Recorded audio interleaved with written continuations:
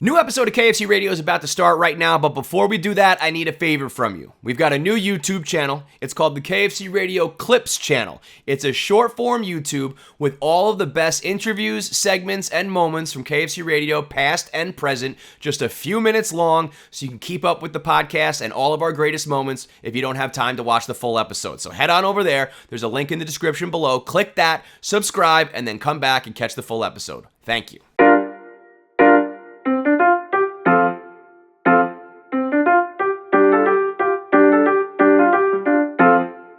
It's another edition of KFC Radio on the Barstool Sports Network. You know what I was thinking about last night? I don't know if I'm going to even want to leave this in. I'm trying to think if this makes sense. I was replaying the episode, and it was something when we were talking about like my liver and shit like that, and you said something like, "It's good how often you work out," or "It's impressive," whatever. I don't know, like you do something like that. Yeah. And I was thinking about that, and it's not at all. It's true, but let me finish, because it's just what I want to do. Mm-hmm. So I'm just being selfish and just doing what I want to do. If I started doing heroin, or if I started murdering people, that would be impressive. That's something I have no interest in. Yes, so I guess what I should say is, That's why I think all those guys, all the fucking motivational guys, you gotta get up and grind. No, you don't. You're doing what you want to do. You want to. So it's not, I guess it's harder. It's hard to do something you don't want to do. Correct. I think what it is it is impressive that that's what you desire. I guess impressive is not the word either, because it's just like, this is just the way I am. But in a world where it's, I think, a lot easier and more fun to lay on a couch and eat a donut. That's fun too. Yeah, but it's more fun for you. But that's all I'm doing. I'm laying on a couch and eating a donut, Kevin. In my head. That's first of all, that's fuck you. That is incredible. This is kind of like, in a obscure. It makes me feel bad for serial. It's like with serial killers, like we're taking away their hobby.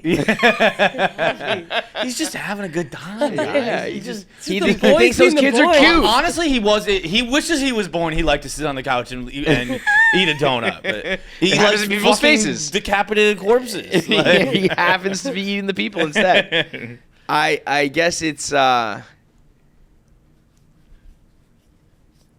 There's no way you like working out the same level that you like the things you really like.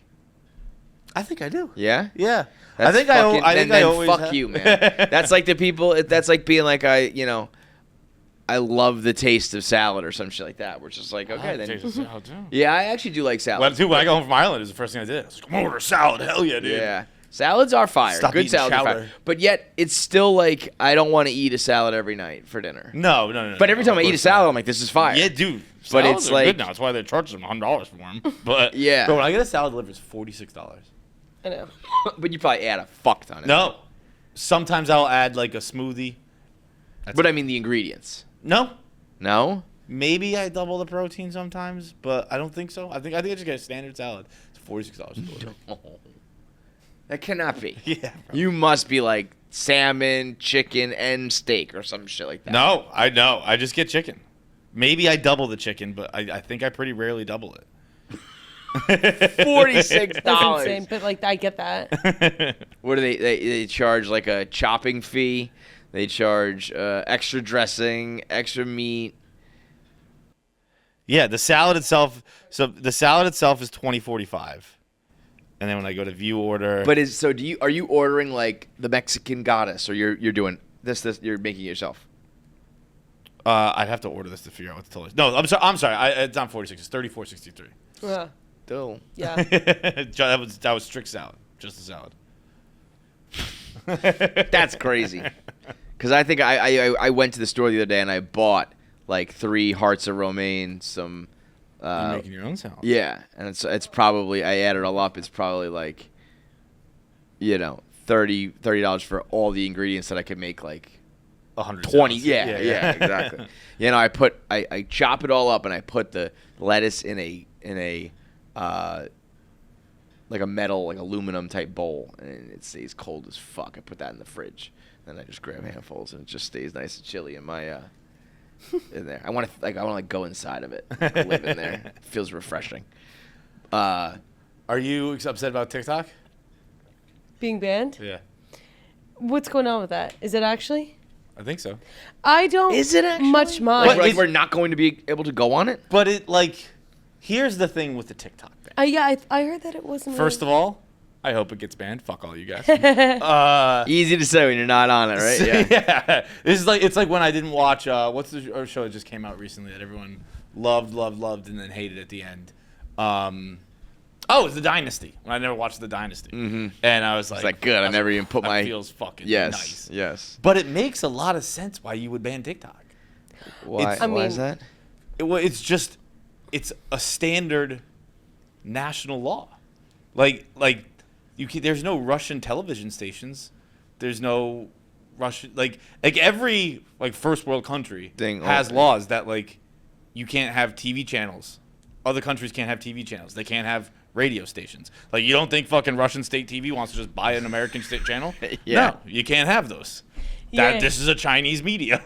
I mean, I also just not even for that purpose. When we're listening to these voicemails, I can't pay. I want to speed it up. I can just tell that it's ruining my. I can't even sit on TikTok anymore because my attention span is too short. I'm this is even if your attention span is too short for TikTok, you got a problem, girl. Yeah, I probably have separate fucking problems. problem, girl. But I can't do it anymore, and so sometimes I even just like Reels because I'll just go on the For You page, kind of click around. I don't know. It's probably for the best. Again, it's easy for me to say since I don't have it and don't like it. But this would the logic of effectively it is sound. Restrict new downloads of the app and interaction with its content. TikTok would be prohibited from the U.S. App Store. I think it's as I understand it, it's a law that every modern society, every major country has that there's no American. You can't watch NBC when I'm in Ireland. You can't have American channels over there. Countries don't let other countries put media into their country. But so this the bill that Biden medias. signed gives Chinese TikTok parent ByteDance, which is funny because that was probably the first name. It's short dances, it's tiny dances. Yeah. Let's call it ByteDance. Let's call it TikTok. 270 days to sell TikTok. Failure to do so would lead to significant consequences. TikTok would be prohibited from the U.S. app stores and from, quote, internet housing services that support it. That would effectively restrict new downloads of the app and interaction with its content. But Biden's decision to sign the bill on Wednesday puts a deadline for sale, January 19th. Biden could extend that. TikTok is threatening legal action. We're confident we'll keep fighting. They say it's unconstitutional and it would devastate 170 million U.S. users and 7 million businesses. How did this wind up on a bill about foreign aid? Also, what do you guys think of the age limit on social media? That I think is a great idea. Yeah. I think there needs to be I know there's children's parent restrictions, but it'd be cool if there was just a full blown internet for kids. A whole other world. Yeah, but that's gonna be full of pedophiles. That's the problem. Really That's the problem. I think we've talked about this before. You know who wants a full-blown internet for kids? Pedophiles. Adults, yeah. They're perfect. They put them in a zoo. It would be like AOL chat rooms all over again. Yeah. There's 3 actual kids, and the rest are just perverts. It's been real hard to suss out who's an adult and who's a kid thus far. The kid only. Easy hack. Done. All these kids are so stupid, their passwords are so easy. I think we've had this conversation before about something along those lines, but it's you need to prove to me, show me your birth certificate before you sign up. You got to be young as fuck, but all the apps you get, all the YouTubes you watch, all the everything. It's not just YouTube Kids and keep the parental locks on for this. I want it to be www.internetkids.com and the whole fucking thing is over here because they're getting to that point. My kids are getting to that point. At least Shay is, where I'm she'll hop on the phone and start looking for things. She knows how to do that now. Yeah. It's you might stumble upon some shit. You might stumble upon a goddamn beheading. I don't know what the fuck you're gonna find. So. Have you guys discussed the pedophile island thing where it's No. Well, it's just Proceed. if okay, what do we do with the pedophiles? What if we put them all in one place? But then it's like, okay, then they're going to starting families.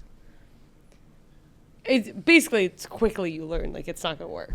That's so funny to Put picture, them like, all on an island. pedophiles making Yeah. an agreement that, like, all right, fine. Fuck this adult woman. Yeah. And then we'll get a kid out. There's This a pedophile like, ugh, this is, but in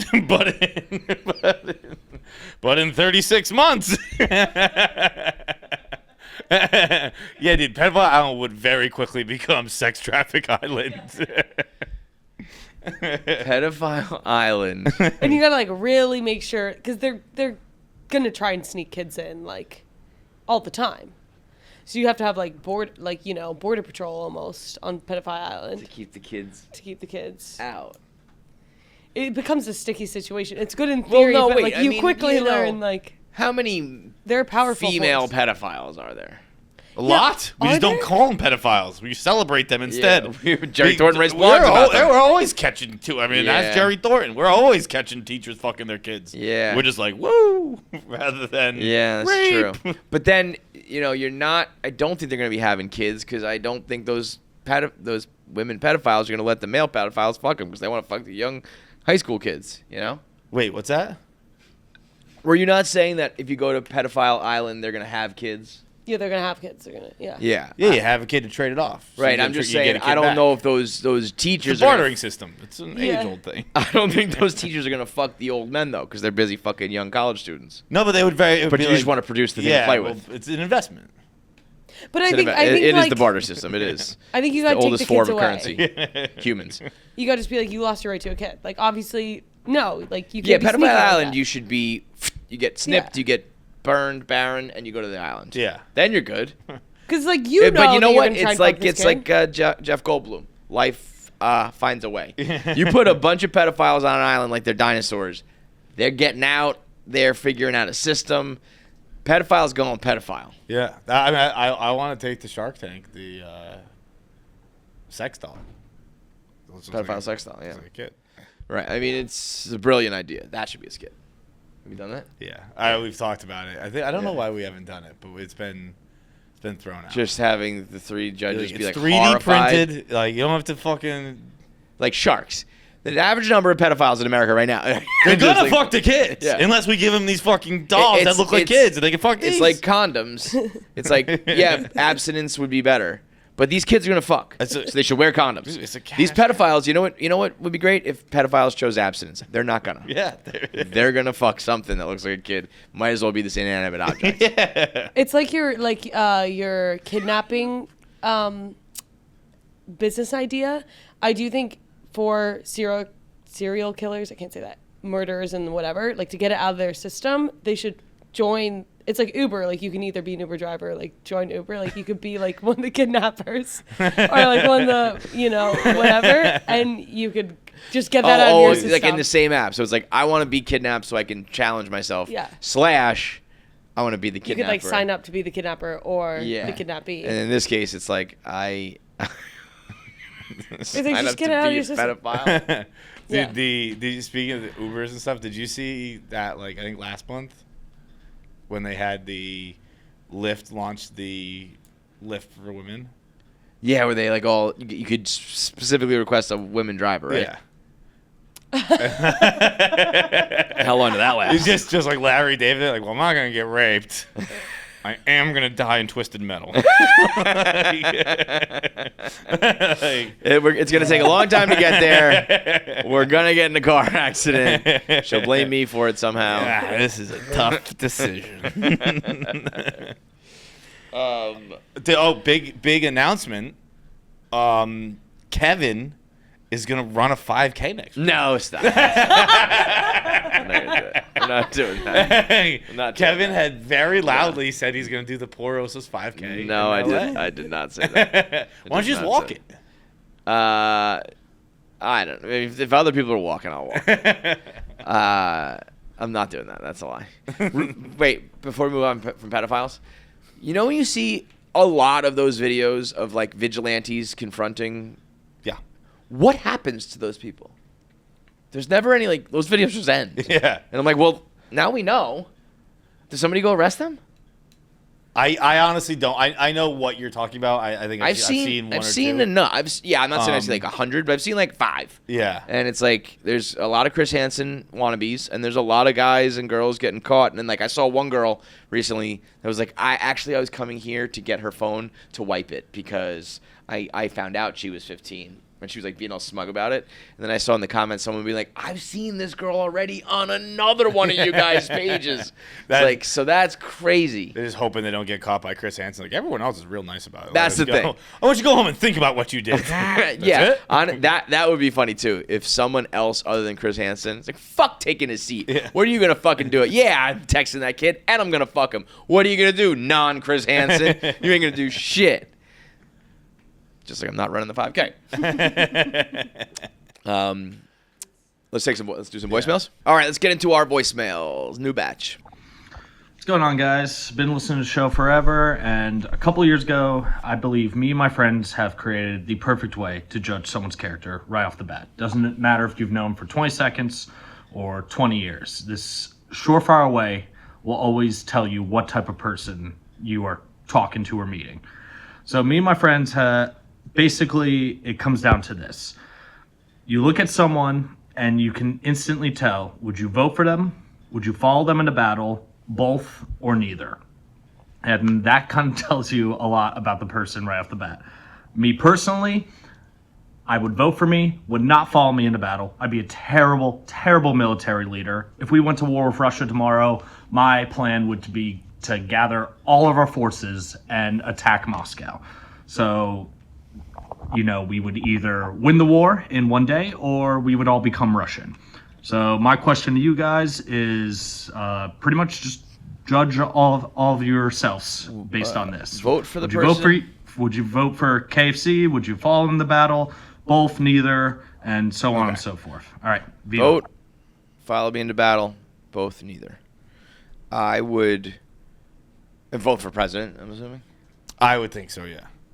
President's tough. It's like none of us can be presidents. That's stupid. Vote for you to be the leader of your group or some shit like that. Yeah. Your life. I would for sure follow you into battle.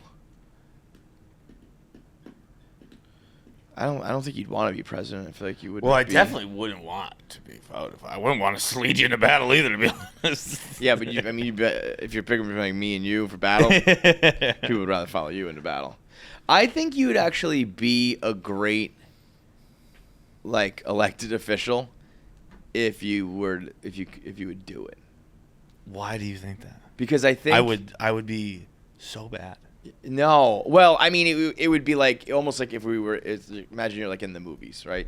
Because it's like Billy running for they're gonna find a way to snuff you out. So you're not gonna be able to do it. But if somehow you got on the ballot and won, and you just instituted common sense, I think you'd be good.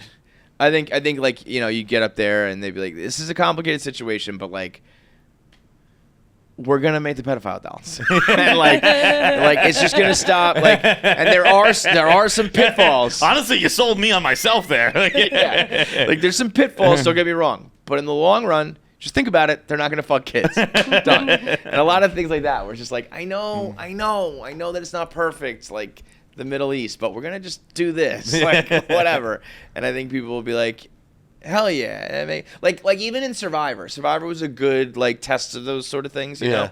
And it was you were not the most vocal, but you were in it and just kind of but that's the thing with politicians. I am very much I can't think of the phrase for it. There is a phrase for it, but it's not do as I say, not as I do. It's the verbal and nonverbal leader. Like when I was a captain in sports. Lead by action. We had one guy who did the pump up speeches and yes. shit like that. Yeah. I was the other guy. Right. And I'm pretty good at that. I yes, think. totally. Where, I am for sure not the pump up guy. Yeah. I that is one of the rare. It's not. I don't say rare, but It's a skill to be able to be the guy who runs out on stage and the hype man, you know? Yeah. Because if you're not that guy and you're like, come on, let's go, guys, let's go. Yeah, I'll It's give you like a let's fucking go. I was gonna say, I think you But could do that. I can do that, but I don't give you like the The fucking speech, like tonight come on, man, is the tonight, last yeah, night of yeah. our lives. Right. Yeah, because I know that's silly. Right. Well, that's I'll get you jacked up. I'm like, let's fucking go, baby. Yeah. But I'm not gonna be like, This is the you'll remember first- tonight for the rest of your lives. Right. Like, No, you remember but- that for the rest of your lives? You fucked up, dude. Okay. Yeah, your life sucks. If you remember this high school football game, your life sucks, dude. I would. I'd vote for Pavs. That question was playing as Pavs walked out. We could groom Pavs to be. Oh, he'd be a puppet regime, bro. We would install our whole fucking ideas. Yeah. Dance for me, Pavs. What's that? It was, would you vote for the person? Would you follow them into battle? Would you do both or do neither? And we said we would vote for you because you'd be our little puppet. Oh yeah, no, I just We'd be a I puppet follow regime, orders pretty yeah. well. Pretty much to anybody that tells you what to do. What about, why not me? Because I'm a woman? You're a woman, You're a exactly. woman. You Yeah. can't No, I vote would for actually. the woman? I could see myself following you into battle. What? Yeah.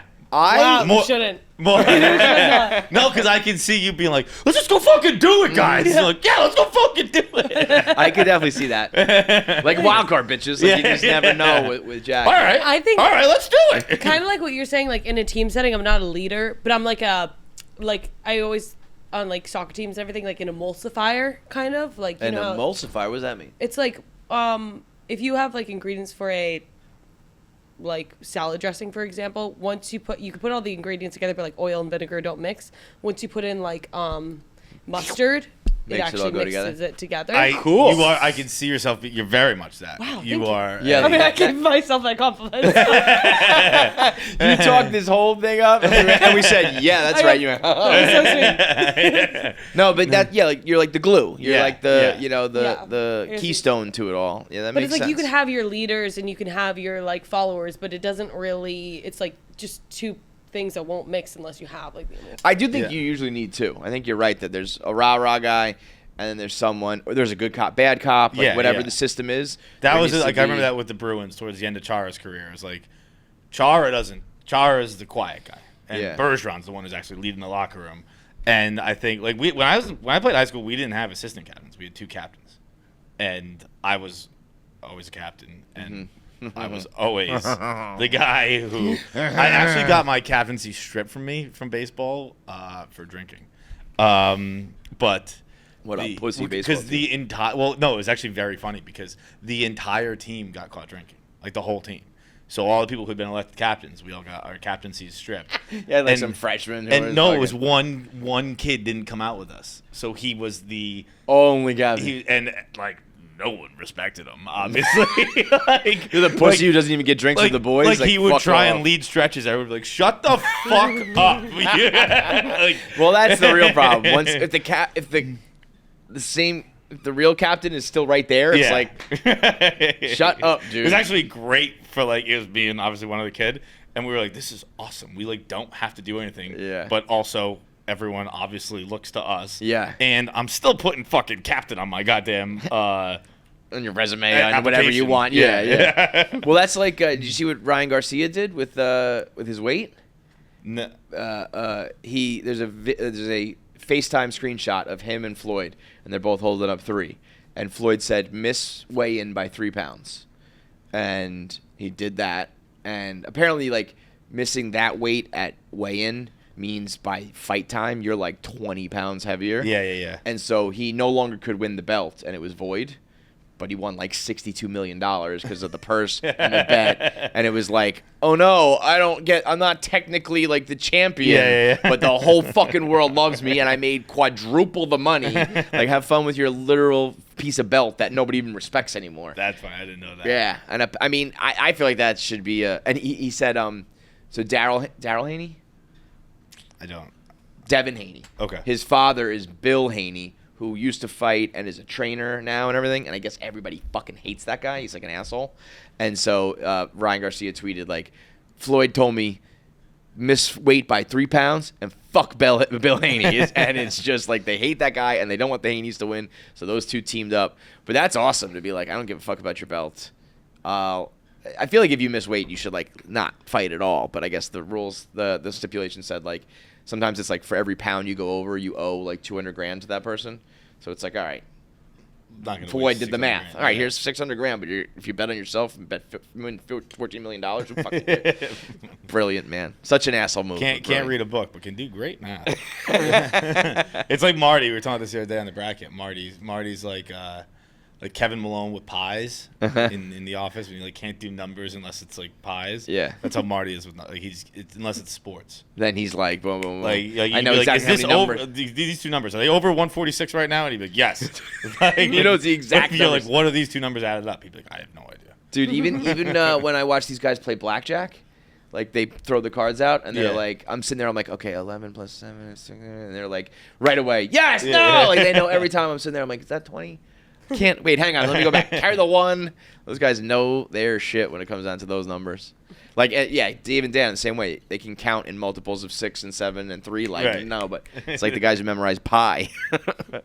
All right, back to the voicemails. What we got? Maple Leafs fan. Boo. Also, by the way, before we move on, we do you wouldn't follow you into battle. No, but would vote for you.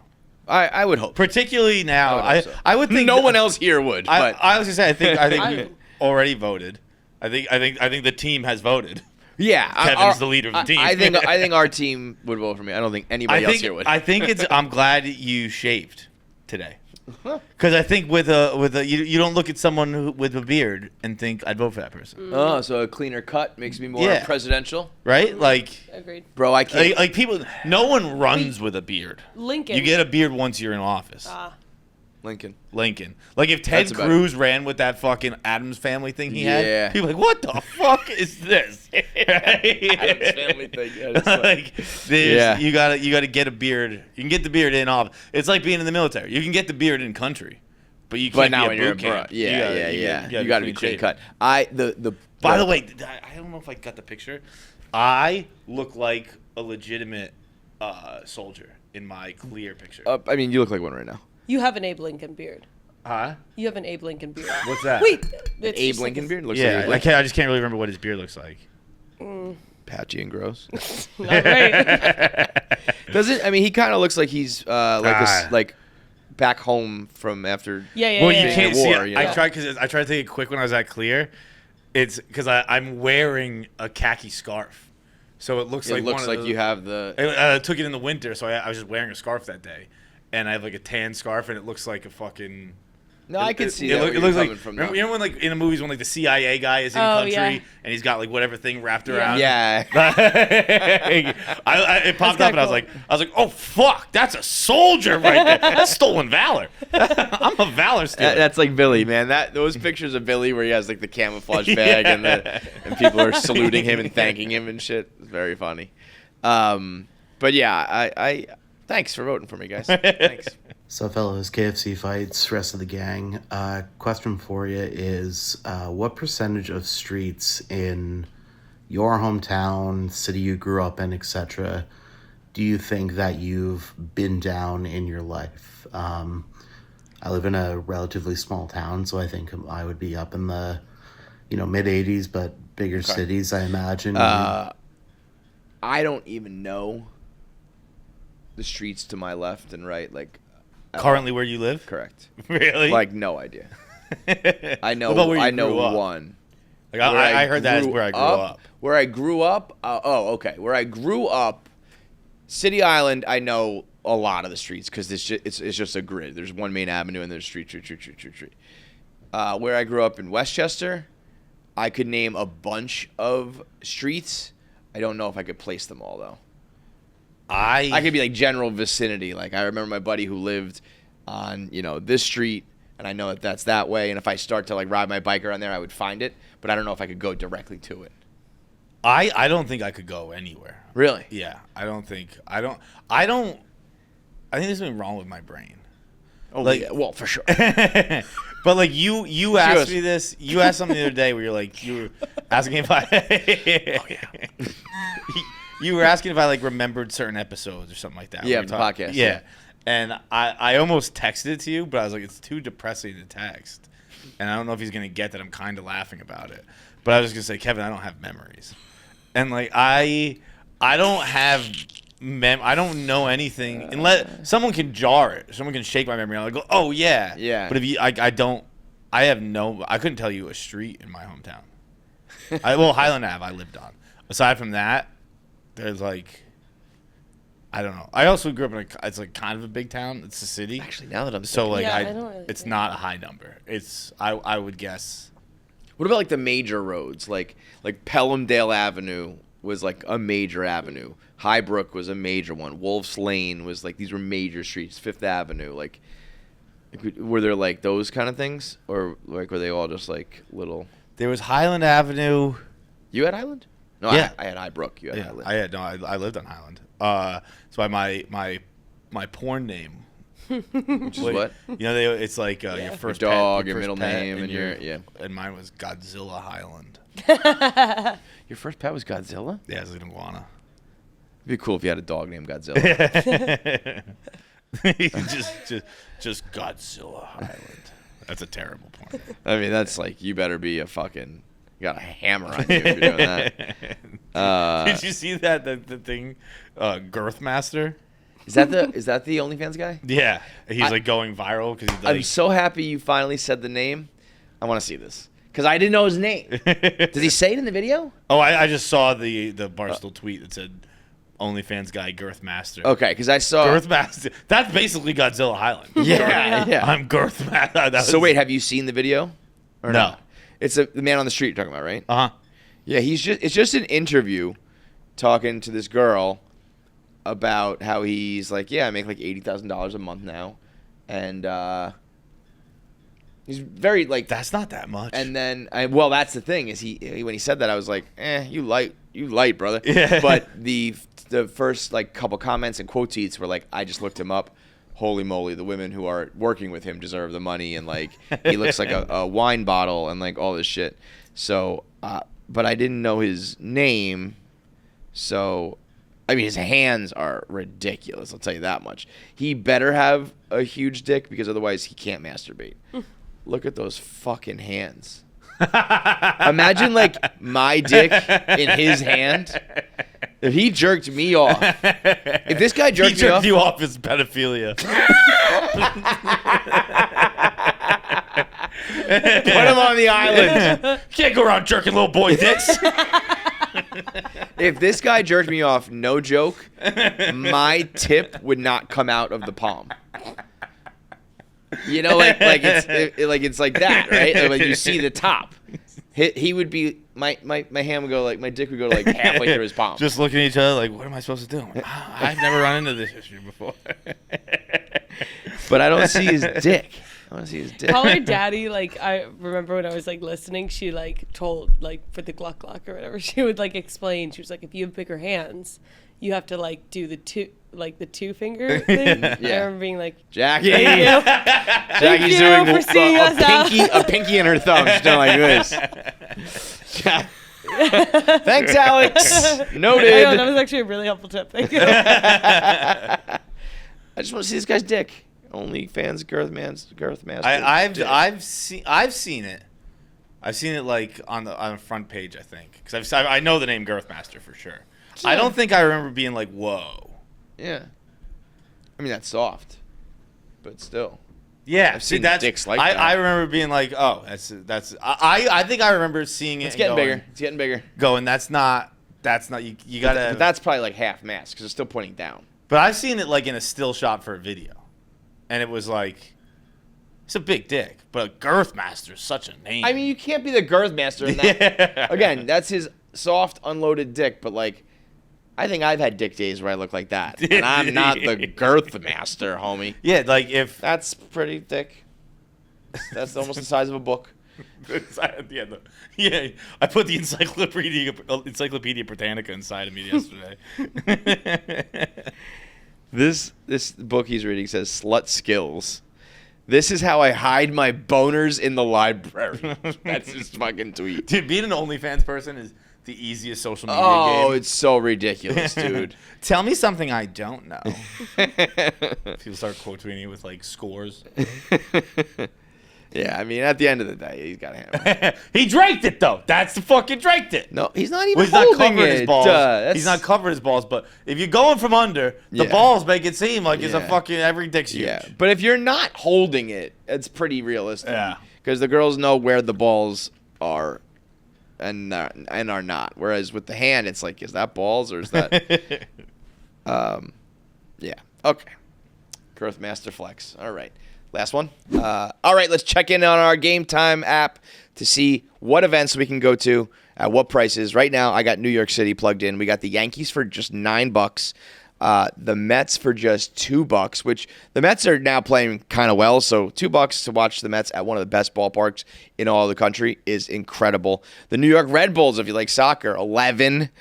You can scrouch together like couch money and get into the building. Right now, the Islanders playoff hockey for just $66. Or if you want to roll with That's tough. right playoff, you get in the building for $66. I mean, you're going to see a corpse, so it doesn't really matter. But still, nonetheless, that is crazy. And then if you want to run with the big dogs, the Knicks are $2.99 and the Rangers are $2.77. I didn't realize the Rangers are like favored to win the cup. Is that true?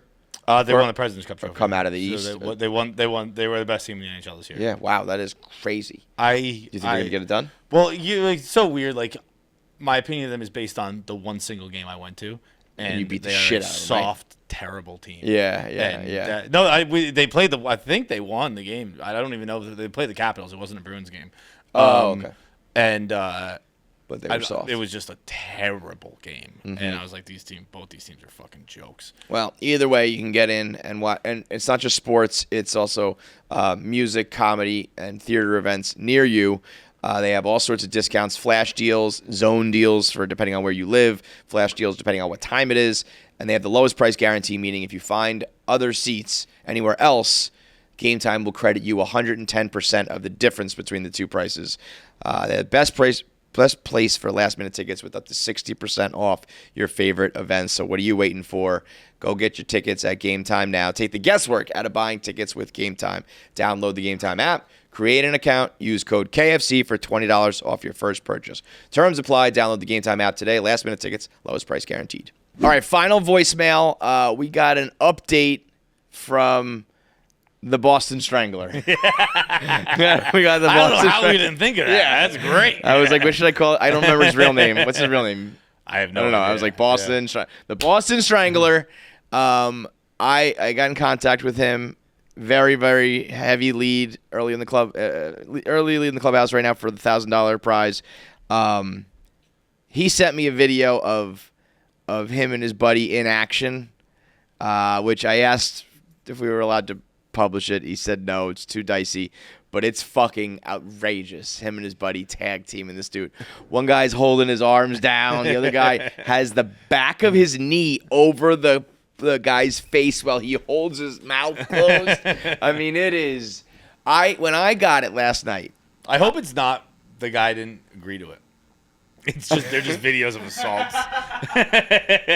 We like go through the records of like Boston newspapers and like old man assaulted again. Yeah. He would, but when I say he gave us $1,500, I mean he would be stole unconscious it. and we would take it out of his wallet after we kicked in his front door. No, but he sent me the video of that where this dude he must be out because they were filming and they're being like quiet. They're like, oh shit.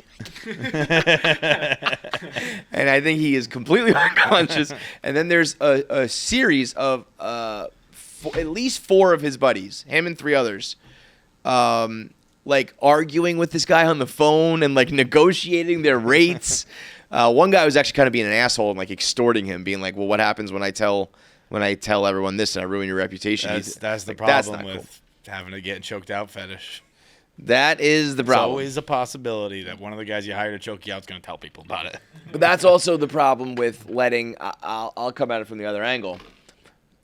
Boston Strangler had a great thing going. You bring your buddy into the mix. All of a sudden, he's the extortion. It's just like, bro, that's my $1,500 a week. Yeah. Like that's you. You owe me now. We You were fucked up. already extorting him. We were choking him out for money. You know what he is? He's fucking Mike Ehrmantraut. We had a good thing, you stupid son of a bitch, and you had to go and ruin it with your greed and your jealousy. That's it, man. We were already forcing him to give us money in exchange for basically violence. We What more do you skipped want? extortion. We just went right to violence. we didn't even start with vague threats. We went with right to choking the man out. So definitely got some wild videos. He did say to me, he said those aren't even half the details. So I said, call back in with a update. Here's what we got. I feel like I should leave a couple more details about this story. I didn't hit this guy up. He hit me up, and so I felt like the chosen one. Honestly, I was like, fuck yeah. He was like looking for freelancing gigs. Like, come on, buddy. I know what you're up to. Because I'd heard all these stories, whatever, and like, so my buddy and I were like, fuck it. We went over there. We were nervous because, like, obviously, like, what the fuck are we getting ourselves into? And it was just crazy. I've heard stories of him like asking guys to like stand on his head, like with their bare feet. Like, could you imagine that? They're grown man, just like enjoying getting just smelly ass hockey boys' feet all over you. It was just crazy. My buddies are like, and if you're like, this isn't true, like, ask my buddies. They would call on my behalf as like my agent. He'd be like, no, like $1,000 or I'm not doing $1,500. My buddies were like, nope, see you, buddy. We'll go find someone else for $1,500, like shit like that. And he'd be like, so weird. He'd be like, all right, yeah, fine, fuck it, $1,500. Just crazy. just crazy. Good times. Dude, that was the one thing I forgot. He said, could use stand on his face and see who could balance the longest. Straight up socks on face. Standing on someone's face? Because, like, the autoerotic asphyxiation is at least a thing. Like, stand on my face is fucking, you're just making shit up now. Yeah, I can see myself getting my face stood on. No way. But I do like compression. I've said this before. I'm speaking for hangovers. Not Lay down, I'll stand on your face right sexual now. related. Let me stand on your head right. How would you stand on someone's face? Like, put on their forehead? I'd go 2 feet around their nose? Around their nose, yeah. Heel on forehead or heel on chin? Heel on chin, I guess. Chin. Yeah, my first thought was my to toes line on it the up. forehead is a little more grabby. I think your heel on your forehead is like flat ground. Yeah. When I Put used your to toes in his mouth. when I was really hungover, I used to stick my head in between the couch cushions. Right, like that. So that squeeze. that compression. I can see the appeal of compression. I don't really know. Lay down. We're gonna stand on your head. Like I've obviously never done anything like this, but the face, no. But I can I dogpile. Like, I'm paying $1,500. You guys come over and dogpile me. You're all jump on top of me. Oh, good, Pat. You're here. We're gonna stand on your face.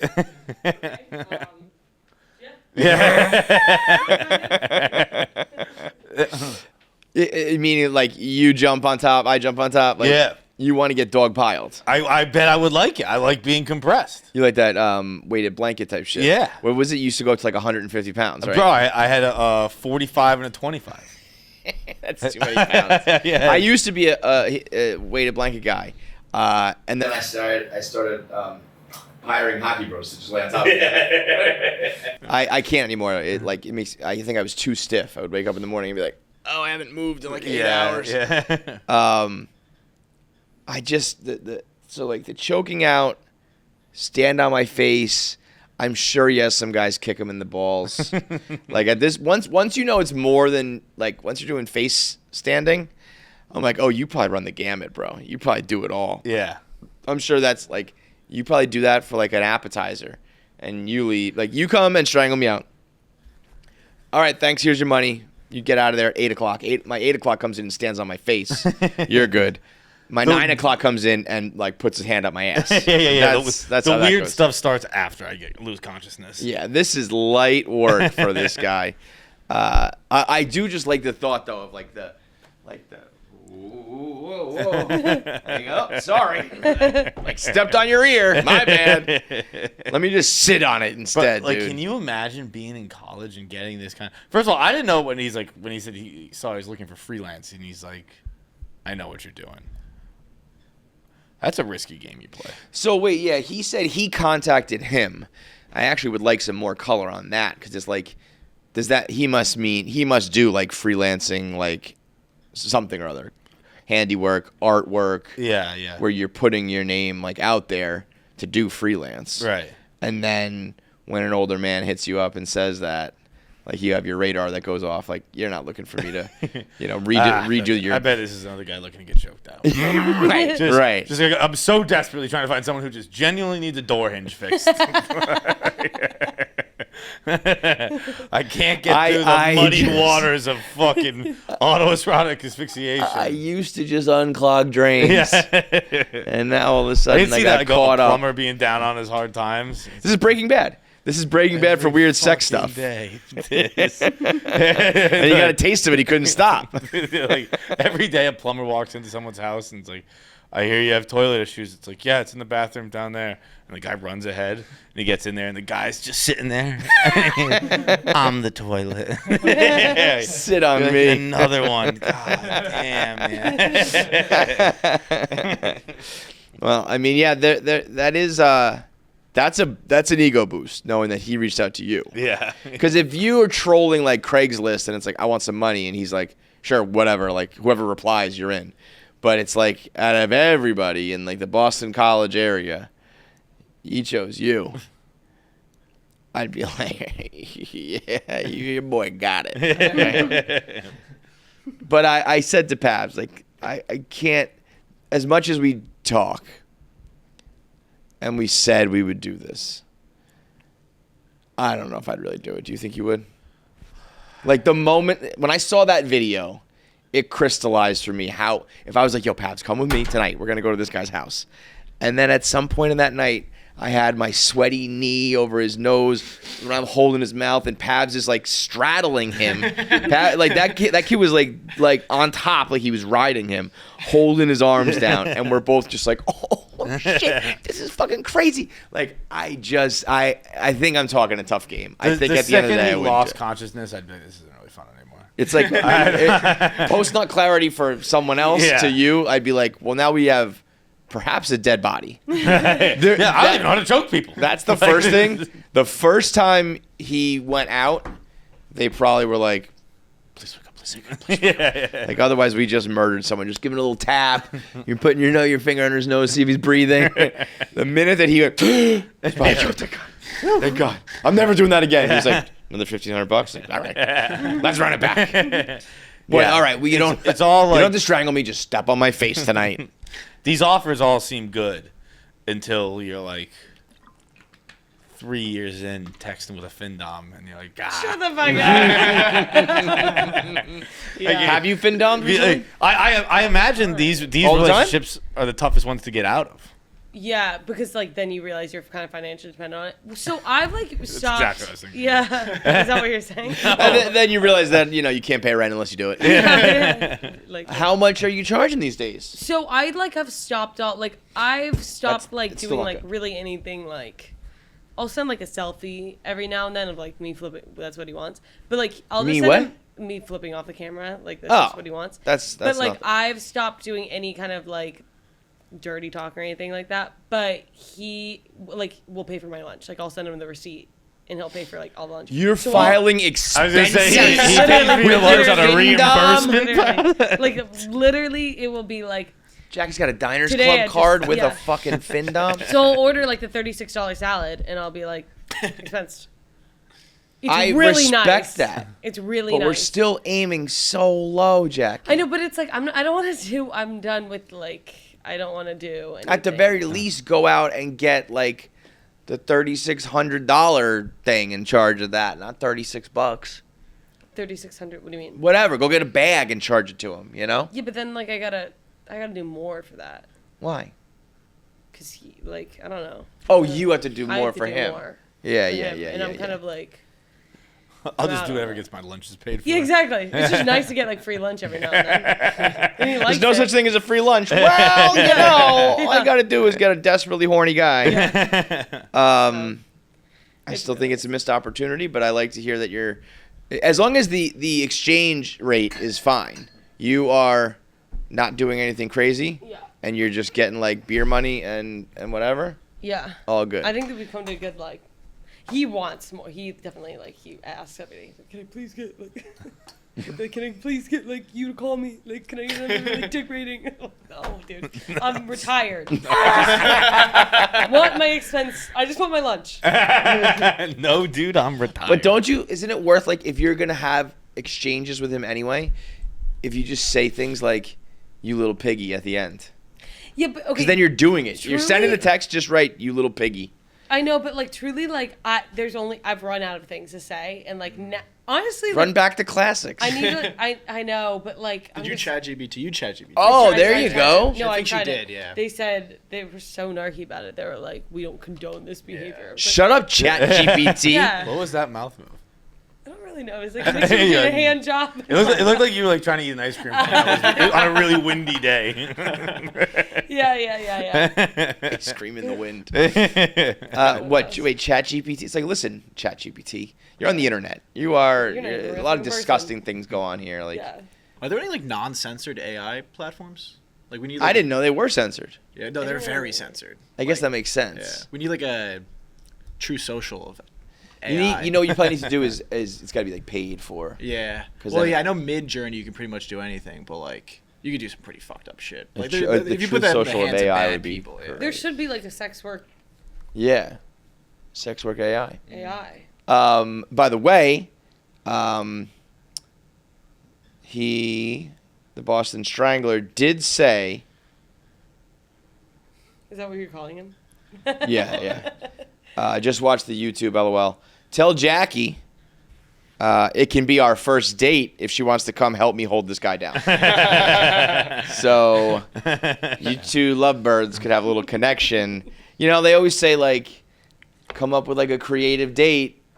Some guys are like, we're going to go for a walk in the park. John's like, I'll take you to a museum. This guy's like, we will asphyxiate an old man. This is How do you feel about elderly abuse? This is a good lesson for guys. Is it's hot the way that he owns this, and he's like, it might be gay. I don't know. That's hot. Great advice. I think. I don't know. I mean, it's definitely gay, but it's whatever, man. This isn't gay at all. No, it's. This is the straightest. This is. I mean, it's on this Kinsey scale for sure. Oh, what? What are you trying to tell me? The ancient Greeks were gay? Nah, this is just a couple of dudes wrestling and getting sexual gratification out of it. This is one dude wrestling and one dude coming. Dude, just because of the guys. Just because wrestling makes me horny doesn't make it any less wrestling. All right, let's get into our interview. My interview, I should say, because John was out for the day. But me and my man Josh Wolf sat down and chopped it up. Me and Josh go way back. We've always got great chemistry. Had a great conversation with him and a lot of laughs. So Josh Wolf on KFC Radio. Let's talk to him. This show is sponsored by Betterhelp. After listening to all your voicemails and seeing all your guys' videos, I can confidently say that everyone on the show and everyone who listens to the show needs therapy. We all need to go to Betterhelp to become mature adults. And part of being a mature adult is knowing how to balance your social schedule outside of work. It's that work-life balance where you need to learn the right amount of socializing and how do you recharge and how do you thrive around certain people, or maybe you need more alone time. And therapy is a great place to give you the self-awareness to build that social life that doesn't drain your battery. So if you're thinking of starting therapy to figure out that social balance where if I go out tonight, I'm going to need to sleep in the next day, or I shouldn't do this because I have a big day at work, but I like these people, so I'm going to go and just stay for a little bit. All that sort of stuff. Therapy can help you balance that and figure out how to enjoy yourself the most you can. BetterHelp is entirely online, designed to be convenient, flexible, and suited to your schedule. All you got to do is fill out a brief questionnaire to get matched with a licensed therapist, and you can switch therapists anytime you want with no additional charge. Find your social sweet spot with BetterHelp. Visit BetterHelp.com/KFC today and get 10% off your first month. That's BetterHelp, HELP.com/KFC. First of all, explain this to me. You wear as a badge of honor that you're assholes to each other? That's how we fucking do it! Yep. My cat pisses in your mouth, fuck you! That's the badge of honor that you're assholes to each other? There is some level of you guys are all pussies that I do appreciate. Like there is. It's almost like we all like hate each other, but if there's ever any sort of like outsiders, then we'll like close ranks. No, I'm with you. That I like. That's a very family thing. Like, you don't make fun of my brother. Yes, I punch my brother. Yes. You don't punch my brother. Right. But listen, in general, like, we just are horrible to each other. It's like, it's such cool, man. Cool. So ridiculous So badge of honor. And not only that, dude, I think, and I've only walked down the streets now for 20 minutes. But if your head is in your phone, I should be able to knock your phone out of your fucking hands. Dude, did you hear about those girls who were getting clocked like a couple weeks ago? No. Is that why? 8 girls in 48 hours got fucking sucker punched by this guy. Some of them had like their head buried in their phone, and they think that obviously this guy's fucking crazy. Yeah, that might be. But that there was some level of I'm not gonna co-sign that. You know, maybe we should. You know. But yeah, there is something of like when I see someone coming at me with their head in their phone, I go head up. Like I'll start yelling at them when I know, and I could just move over to the side. But if you're walking into my part of the sidewalk, I'll go head up, head up. Like I start yelling. Jacob says to make you. He'll say head on a swivel. That's Yeah, what he says. I'm not, because it's like you should not get to just plow through, and I have to move for you because, you know. And I'll do it too, but I have my head on a swivel. I know how to jaywalk. I know how to walk in text. I know how to drive in text. I know how to do it all now. These people who are just like blinders on. Here's what bothers me. We are now a group of people, and I would say 75% of us out in public have no court awareness. Right. Do you know what I mean? Yes. They have no fucking court awareness at all of who else is around them. It depends on what generation you're in. Jacob's generation has no court awareness. That's what I'm saying. Yes. So I think my generation, you're from the greatest generation, right? You fought in World War II. Yep.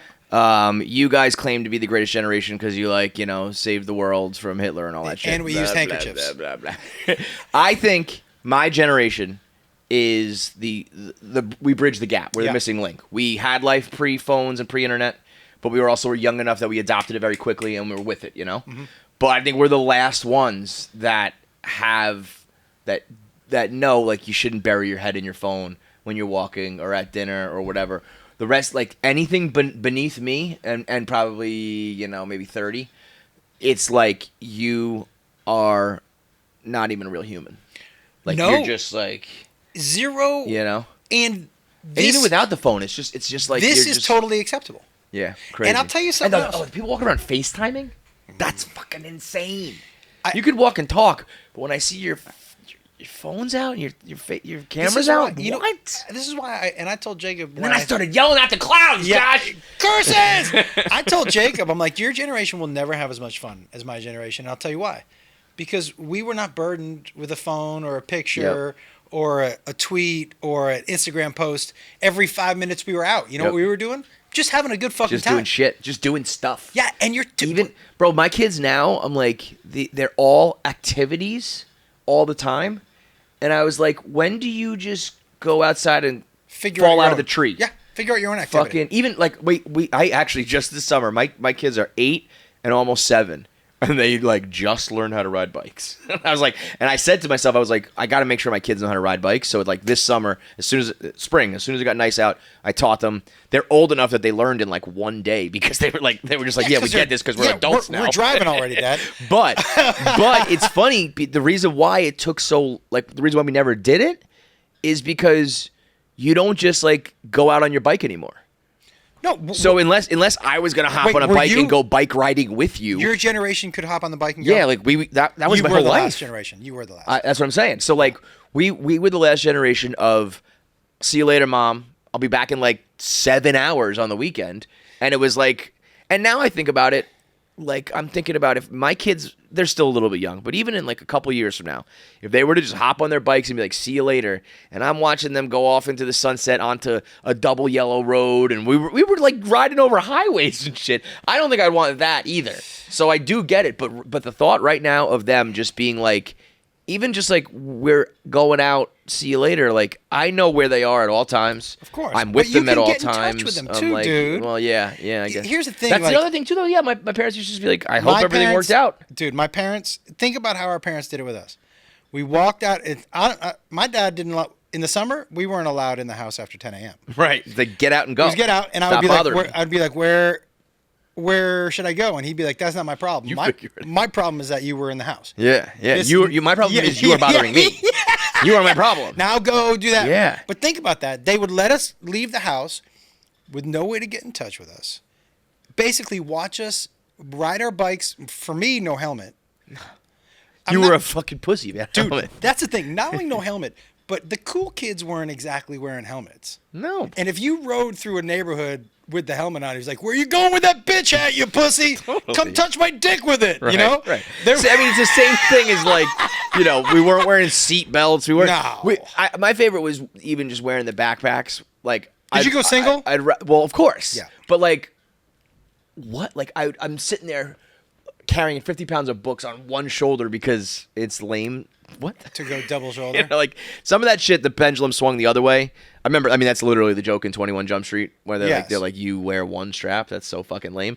So like, but there is something to be said for like, put on your fucking seatbelt, dude.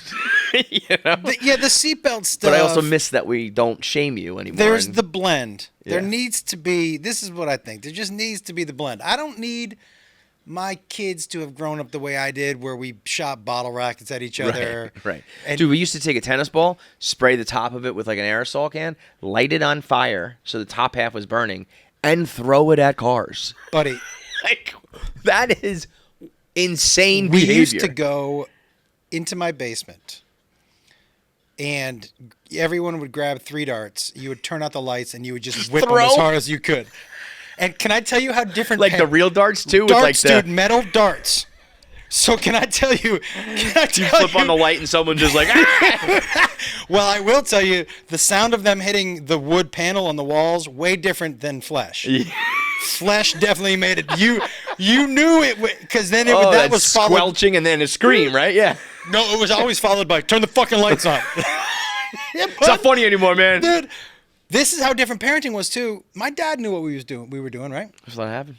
He would just scream, "Don't you break anything on my desk!" So I also have a feeling, I have a thought that my parents, you kind of bridge generations too, because Sure. you're older, but you're still young. Yep. Had kids at different times in your life, all that shit.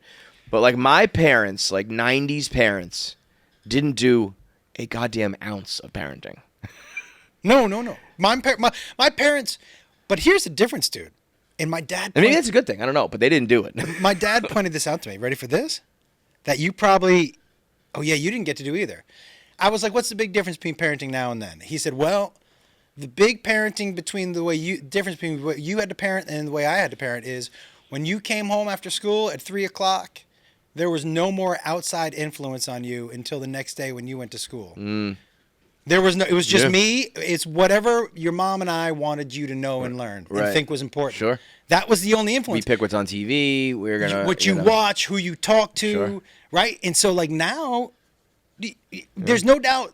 No matter how good of a parent you are, the outside influence is more than you. Yeah. There's no way to avoid that. Yeah, that's a very good point. I mean, that's the worst part is like, listen to me. Don't listen to these fucking little shits or what you found on the internet or Yeah. heard on the internet.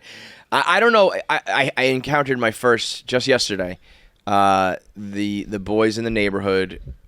Keegan rode his bikes by them because I was teaching him to ride. I was out there riding. But your kid's name is Keegan. Keegan, yeah. Very progressive name. You think Keegan. so? Yeah, it feels very Travis.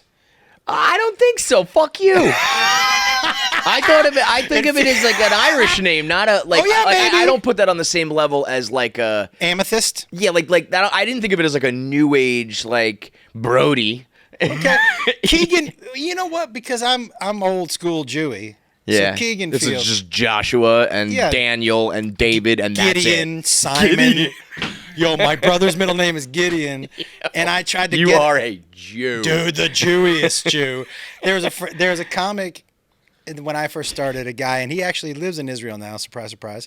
Named Avi Lieberman, and I Oh was like, my dude, God. why don't you just go on stage as Jewy Jewerson? They're expecting you to walk on stage real. to have a Nagila. I mean, that's Avi.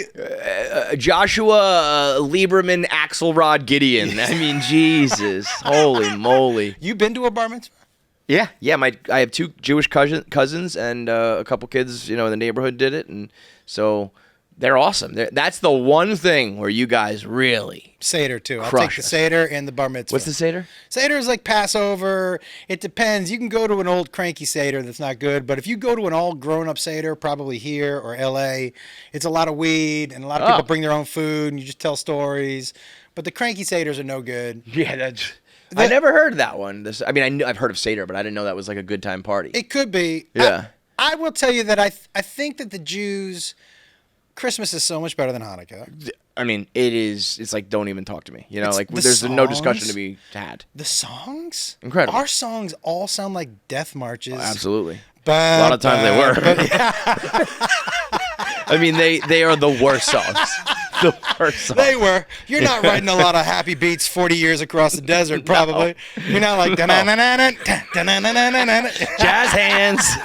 Day 39. We've only got one more day. You know my theory on why there aren't a lot of tall Jews? I think when we walked across the desert, it was so hot, the little ones hid underneath the big ones. Stayed in the shadows, and the shadows, big ones and they all died off. So we went 5'6" to 5'8" for a couple thousand years. I don't think it's a terrible theory, dude. No, I mean, I've heard worse. Jacob's 6'. Yeah, he's a big boy. But he's half Jewish, half Asian. And so my theory... Crazy. He should be a midget. Well, here's what's crazy. My theories are that 2 negatives made a positive. Yeah. Right? Negatives.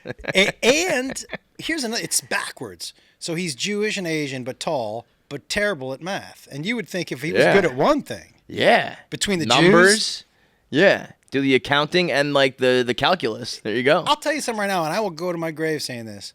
From age 12 down, if you're coaching kids' sports, pick a Jew. We're coordinated and good. We just never grow taller.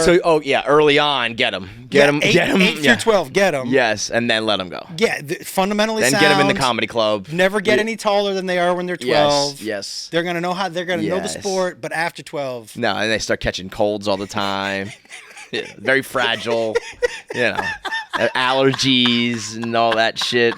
It's not... They're not the toughest guy on the block. You don't want him. You're not drafting him number 1 for backyard football. No. But you want a guy who can do keep the book. He'll follow the plays in the and baseball. Shit. Yeah. Keep that book is hard to keep, man. Great. You need somebody who can sit down and do it. I'm getting a taste of kids sports, and I'm not like the head coach, but I've been an assistant coach on all my son's teams to the point that like I just show up and I'm active in it. I don't like sign up to be like the assistant coach, but like I usually just show up to the first day of practice and I start like playing catch with the kids, and the head coach just kind of gets the drift that like I'll help you put up cones and help you wrangle the kids and all that sort of shit. And my God, does it suck, dude? I mean, 6-year-olds playing basketball, the worst fucking. Like Little League is one thing because it's like stand here. As soon as they kind of learn how to swing the bat, they usually eventually get contact, and it's fun. Oh shit! He hit it to the outfield. Oh my God! And then or like, oh my God, he caught it. Yeah. And they just know. Basketball, where it's like you have to dribble, you have to like it's fluid, it's constant. We played on a 10-foot hoop league. I didn't know that at the time. I didn't know. We just signed him up with his friends from his school. I just assumed everybody would, everyone knows they're 6 years old. They're playing on 8 feet. Yeah. I mean, they're fucking every game was literally 2-0, 4-2. Every basket was like a touchdown. It was like a celebration. But just the idea of like they were trying to dribble and they couldn't play. I mean, it was just like, get me the fuck out of here, man. I will say, kids sport, the coaching Jacobs and Trevor, my oldest son's teams, are might be the thing that I miss the most. Well, I was gonna say, as much as I say it sucks, I love every second of it. Fucking loved it. It's the first time I actually felt like I love my kids and I get satisfaction and fulfillment and all that shit. But a lot of it's not enjoyable. You're sitting through like recitals and shit that you don't like, and you're taking them to these parties and things that you don't want to do. This is like playing catch with my son. Like yesterday was first practice. It was warm out. The coach had a speaker, so he was playing some music, and he's old enough now that he can catch it and throw it every time. And I was like, so this is some Field of Dreams shit. This is like, hey, Dad, you want to have a catch? Like, I fucking love this. Okay. I was talking about this with my buddy Kenny Garcia the other day. Have a catch or play catch? It's timeless argument. It's play catch. It's have a catch. But you don't own the catch. What do you mean have it? You don't really have it. Play catch either. You play make believe. You play dress up. It's about play. Play is not just keeping score, but you're playing something. You don't own the catch. I mean, I didn't know we were gonna break down the fucking part of speech and the grammar of it all. Well, isn't that when you're watching fucking Field of Dreams? Yeah. And he comes out of the goddamn woods, out of the cornfield. Does he say, "Do you want to play catch, Dad?" No, he fucking doesn't. But he also grew up in 1890. Well, he set the trend. Okay. What do you have? No tradition? You're a Jew. You know about traditions. Come on. He had a 3-finger glove, dude. Do you know my grandfather used to? I don't know if I've ever told you this. He owned a company called Globe Gloves. His gloves are in the Hall of Fame, and he made gloves for the Boston Braves, dude. Wow. And so they were the team in Boston, and they ended up going to Milwaukee first, and then Atlanta. But he gave up his factory for the war. Wow. When a couple other more famous glove companies didn't. But I have. So did he lose out on like Rawlings and then became bigger because he Yes. Everything. That's fucked. But the glove I played Little League with, dude, the name in the middle was Warren Spahn. Oh, but it was like a regular glove, right? Dude, I got to show you pictures. No, was it from the 1800s? It was a 1947 glove. So it looked like one of those, it had fat fingers. Dude, and huge fat fingers. No padding in the middle, but forget huge. About helmets and seatbelts. You show up to practice with that thing from the 1800s. Signed from Warren Spahn. I mean, Jesus Christ. But I will tell you, I can't believe I just remembered this. I remember the last time I took my grandfather to Fenway Park, dude. We were sitting in a box, and he was just sitting there. We were all kind of quiet, and he goes, I saw Babe Ruth pitch here. And I was like, oh, pitch? Babe Ruth. But that's like you telling me you saw Paul Bunyan chop down a tree. Yeah, to me that's it's not even real. Right? Yeah. But that, to me, I was like, this is how close it is. It's one generation for me. I think about that all the time, just in general. When you think about, when you learned about history in school. Yeah. You would open up your textbook, and these 2 pages would be, from the 1800s to 1950. Yeah. You know what I mean? So, if you cover, you would talk about it in 50-year clips, right? So, in that regard, it's we are on the same pages in the chapter book, in the textbooks, as people who are in horse and buggies and shit. We are so close in the grand scheme of years and eras and humanity. We are not that far away from some bad shit and some questionable shit and some old shit. Yeah, it's really crazy to think about. My dad's 87, right? And so my mom, I just found this out about her. My mom was doing civil rights protests in the 50s, in Boston. Yeah. Because there was they wouldn't let these black kids sit at a soda fountain Yeah. Well, they're still doing those in Boston. Yeah. Now my daughter does it in they 2024. Let the drink wherever they want to drink. By the way, man, and I don't know if I told you I took this stand too. You know how much of a diehard Boston sports fan I am. Yeah. I am, and I hate to say this because my buddy is doing some shit over there, but I think I'm out on the Red Sox. Just because of John Henry and not spending money and all that shit, yeah. It's so insulting. Well, you guys are in a position, it's weird when you have won before. I feel like as a fan you are emboldened to say I am now done with this. When you haven't won yet, you don't have the option to do that because it's we have to just keep going with this shitty owner. Yeah, but dude. But once you've won several, yep, you can be I'm not wasting my time with this anymore. Your guy at least tries. Yeah, well, that's what I got one now. For the longest time, the Mets had the Wilpons who didn't. Yeah. But because we had never won, I was 1 year old in '86, so I didn't know it. I didn't have a choice because it was either I never got to see a championship because I bail on my team, or we just stick it out and maybe we get lucky one year. Now that I have someone who spends, and hopefully we get to the promised land, going back to that life if ever they decide to stop spending, it's like, well, I can't do this anymore. That's interesting. I hadn't You know? thought of that. For me, it's like, don't pretend like the Red Sox aren't in. They got to be top 10 richest teams. Right. Got it. Yeah, you're right? making money. Yeah. You have the highest ticket price in baseball. Your fan base is rabid and not dumb. And so don't try to push on us. You know that team that won with Gomes and Victorino, they did not put that team together to win. Right. That was just lightning in a Right. fucking bottle. Right. And so they could try to sell it to the fan base. We did it, and dude. No, you didn't. You got lucky on that one. That Yeah. team never Yeah. wins a championship ever again. Again, yeah, it was. Never, It was, dude. yeah. I- But you also have a fan base that will always go like I can't do it. like these. If you're not going but to there's try, there's so many people who will just still buy tickets to Fenway because they want to see the park and they want to do the experience and like I mean that's why the worst part about it, like the Knicks are a team that. You know, they always say in New York you can't rebuild because there's like you need to sell tickets and fans won't sit through the dark years. The Knicks had a fan base that like never stopped coming, never stopped buying tickets. This is a basketball city, dude. So they could have just done a rebuild in these times and like fully committed to it because the fans are still going every fucking night and you never even had to worry about that. And yet they still didn't do it. Even though they had this golden ticket of like our fans will still come no matter what.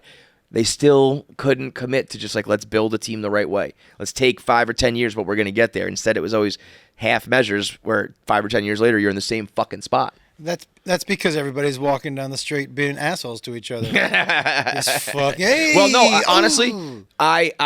So the Mets fan base is the one that like I think the Mets fans are some of the worst fans in all of sports. They are the most.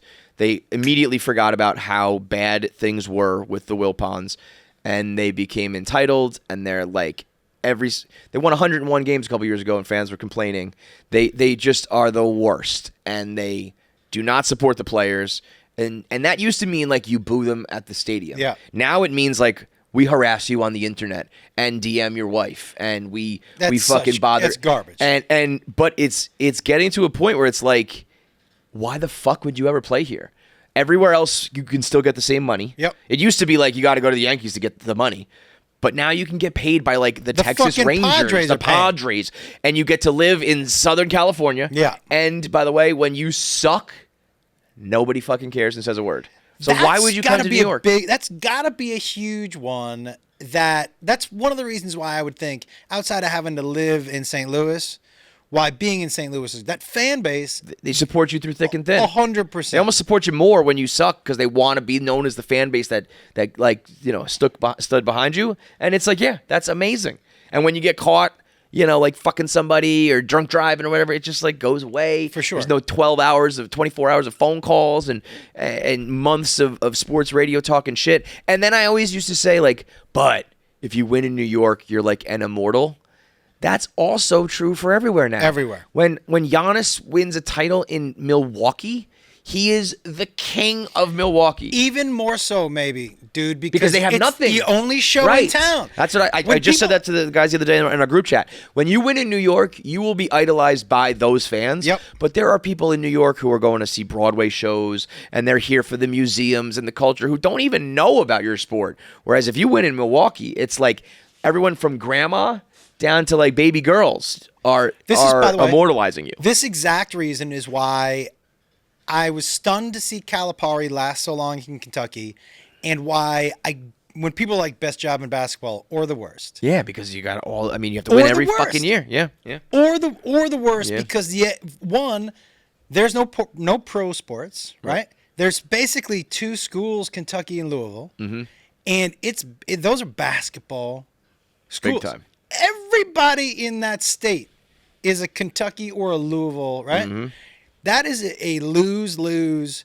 Because objectively, obviously the last 4 years for Cal haven't been great. Right. But objectively, dude, He did his yeah. he's done pretty well. Right. And especially Did his if you thing. look at the amount of NBA players. Well, that's the real thing. It's like you want to.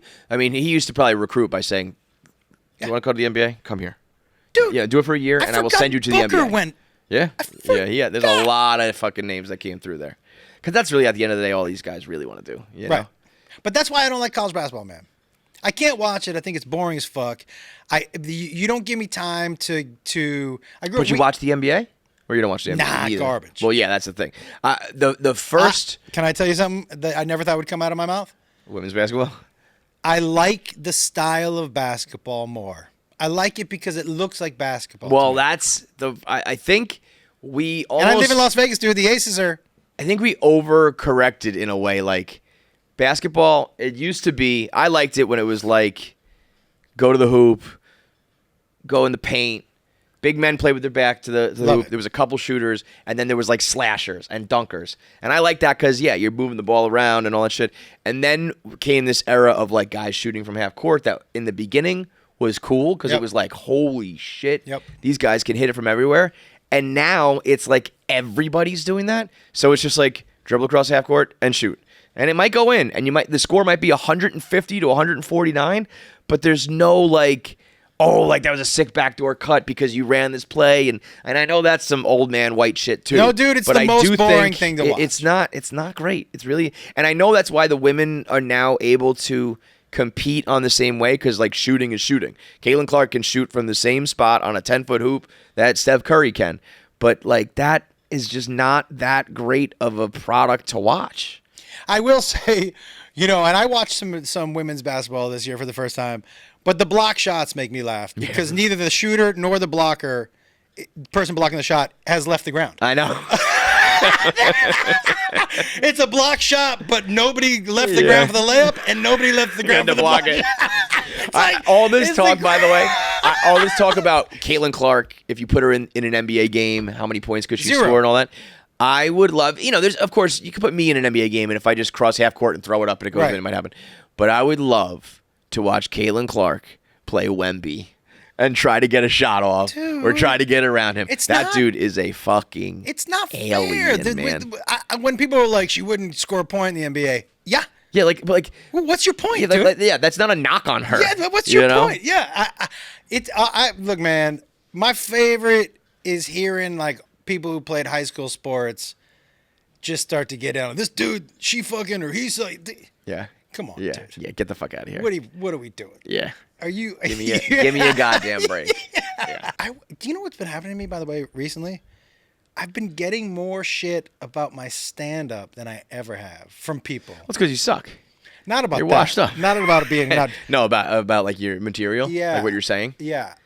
Because I'm really. Have you changed? Are you like pushing the envelope more? I talk about what I want to talk about. Yeah. And I will tell you, all of my jokes always. The stories don't push the envelopes, but there are always jokes in every story that does. Yeah, like a punchline or whatever. Yeah, that's because I'm telling stories about my life. Yeah. But I'm telling a story right now about this. Okay. I'll try to abbreviate it because I don't want to do a whole. Yeah. But I have a residency Monday night in Vegas. Okay. And I was. Hell yeah, by the way. Dude, it's fun. Great. Amazing. And I'm going to tell you something else, dude. My comedy has never been better. Nice. I feel so fucking good on stage. It's crazy. Great, I'm telling this story. Basically, this is what happened at one of my shows. There were these dudes, packed house, everyone's laughing, except these two dudes, arms crossed, big dudes, not muscle big, but like, like America. Mm-hmm. Do you know what I'm talking about? Some thick-necked dudes. Totally. And look, you're not going to stare at me. You don't have to laugh, but you're not going to just stare at me like a fucking statue. Right? Yeah. So I said something to him, just something stupid like, hey, move your fucking face or whatever it was. Yeah. Dude, I start talking to these other people, and I hear this one of the dudes go, do you like making fun of people? And I was like, oh no. Because, dude, no way this ends well for me, right? None. Yeah, you are fucked. Yeah. Can I tell you honestly what my first thought was? Who brings a guy to a comedy show and sits like front and row? Yo, and dude, like that's the ice cream store is open across the street. He's gonna have more fun over there. What are we doing? At the very least, you gotta like stop, let me know or stop me when I'm about to, Dude, Oh my God. And I went straight into apology mode because I'm not a dude who makes fun of special needs people. Double down in that mode, in No, that moment. It seems kind of dumb, and I apologize to the guy. I did the most heartfelt 2-minute apology. Say, I'm sorry. I said, I'm sorry. I'm sorry. I'm sorry. No, I told him, I was like, I'm sorry, and I really apologize. I just assumed that people who come to the show know that I'm going to talk to them, and I want to guarantee that I'm never going to talk to you ever again. And I told him that. I'm never talking to you. We're done. Yeah, you and I are not Don't speaking ever yet. come to my show ever again, brother. I turned back, dude. He's wiping tears away with both hands. Come on. And here's the other thing I thought. Because I don't believe in now cancel. he's and a pussy. That's right, dude. Now you're a softie? Now you're going soft? Dude, Jesus Christ. I was so... Because I don't believe in cancel culture, but I also think that if you're going to get canceled, making a guy cries on the list. Totally. It's top 3. Totally. I'm surprised I didn't hear about this, right? It's top 3 of people being like, hey, you should probably not be here for at least a month. Let's take a time out for a month. You know what I mean? Yeah. Dude, turns out he ends up leaving. Kevin, he ends up leaving. Walks out mid-show. He says, I'm not paying. I'm leaving. That's what he said. So I said to the server, I go, I want to tip you for the special needs dude who walked out. And she goes, what special needs dude? And I was like, the dude who walked out mid-show. And she was like, He's a special needs? He wasn't special needs. He was just really drunk. And I was like, what? Because Kevin... Well, now you're definitely getting canceled. Periodically during the show, he was making this noise. And people would laugh, and I would turn to him. I go, "Hey, we're not doing that. Stop. We're not doing that. Yeah. We gotta be bullying, respectful. We're not bullying him." And I would tell him. And dude, when she was like, "No, he was just drunk," I was like, "What? Wait, he drank himself?" Hey, Because have you ever been this drunk, dude? In public? Not me. Not me. But I feel like I've seen a couple guys here and there. It was such a turnaround because for the whole show, I felt like, I feel like such an asshole. Yeah. But if I had known And then he was you're drunk, I would have gone in on him even harder. Yeah.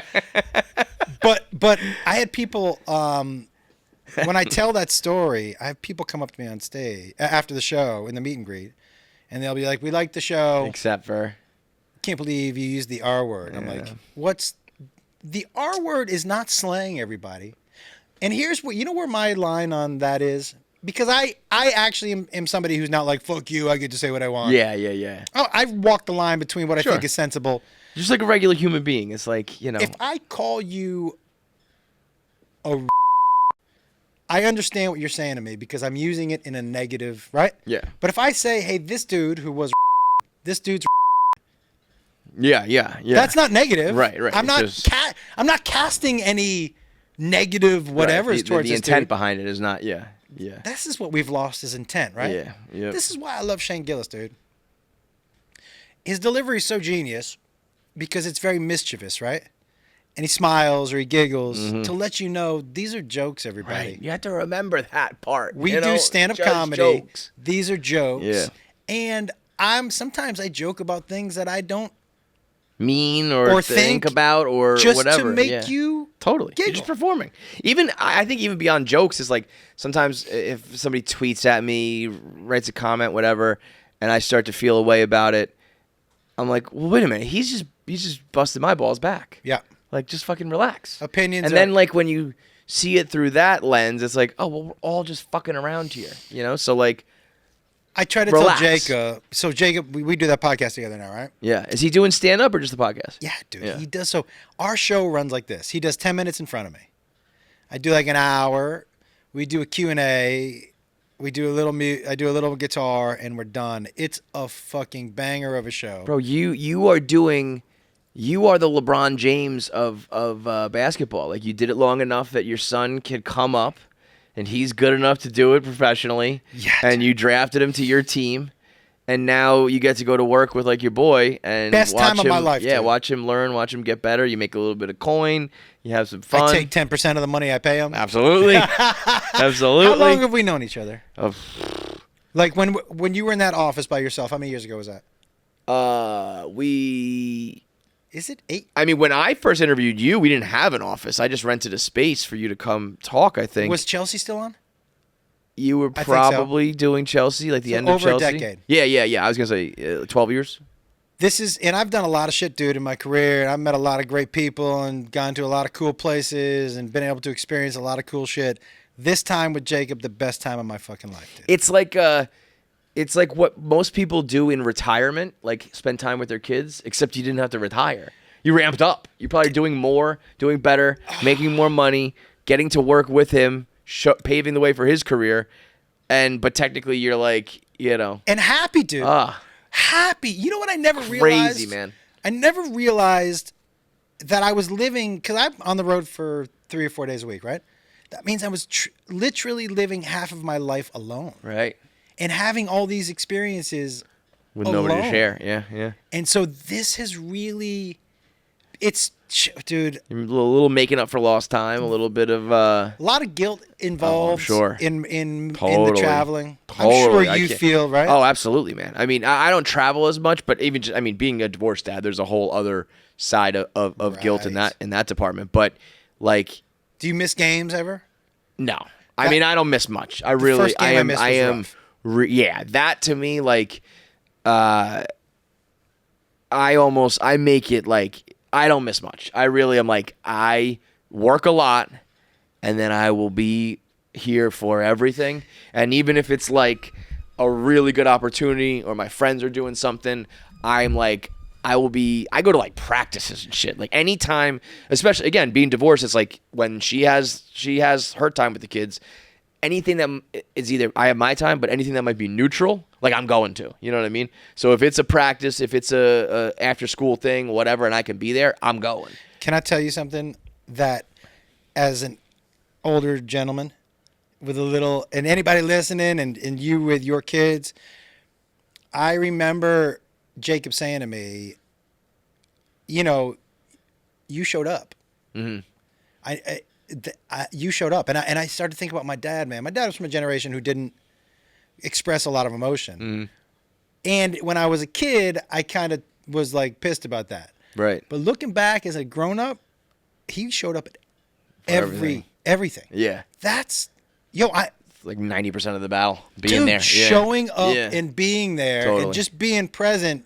You don't even gonna know what the fuck is going on, really. Right. I'm just there. Yeah, dude. So your kid looks up in the stands and sees you. And by the way, your kid probably sucks. There's a good chance your kid eats a bag of dicks. Right. So But just you're there. go have a good time. Yeah, Yeah. When I coached, you could ask any kid who ever coached on it, played on any team. My only goal was to make sure everybody who played wanted to play again next year. Smart. That's a good bar to set. That's it, dude. Because look, if there's 15 kids on the team, 12 of them pick flowers. Right. 12 of them are fucking and there's awful. Especially like in T-ball, there's going to be two kids who catch every ball. They run around the field. And they don't throw it to ruin it for anybody. everybody else. They just run and tag everybody out. Yes, like that's and you know what? Those kids also not playing professional baseball. Right. Did you grow up with anybody who ended up playing professional sports? One dude from my high school got drafted in like the 36th round to the Twins. And he was like, a god. Was he exponentially better than everybody? Yeah. Think about that. 36th round. Right, and he was like a nobody, but he was, dominant at every sport in our school, It's got to be so crazy, dude. Can you imagine being one of those dudes who really grew up the best at every sport? Bro. And then when they get to that next level, they're are like, still the best. What about the people who get to the next level and they're like, oh, wait, I'm average here? Oh, that's the big reality check. That's the difference is the people who can make that adjustment and who can't. Because, I mean, I think about like the guys who went out of high school to the NBA and didn't miss a beat. Oh, dude. Like at this same time last year, you were playing against Ari Lieberman, who is 5'1", 130 Fundamentally pounds. sound, though. He could run a pick and roll with the best of them. Dude, fundamentally sound.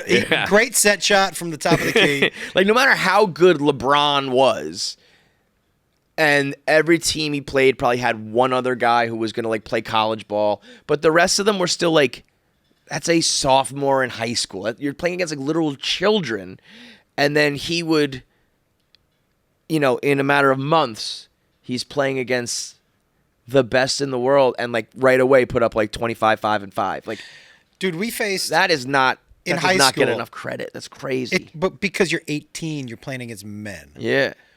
My senior year in high school, our first game, and I grew up in Western Mass, we played against Holyoke.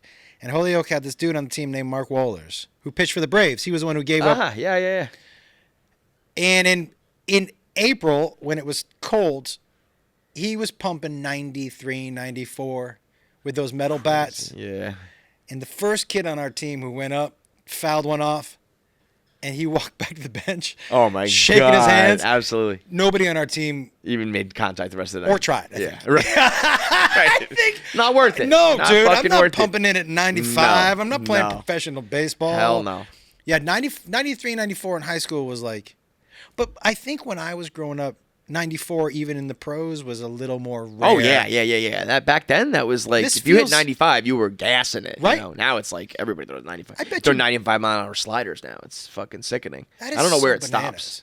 stops. Are people gonna be throwing 120 in 50 years? I Where think does about it the end? NBA all the time because if you look at not only how far they're shooting now with some kind of accuracy, Yeah. but you look You gotta at, change the sport as we know it. because also some of those dudes when they're dunking, their heads are now above the rim. Bro, watching Wemby play basketball, Is he's my new like obsession. I fucking love Wembanyama. Wembanyama.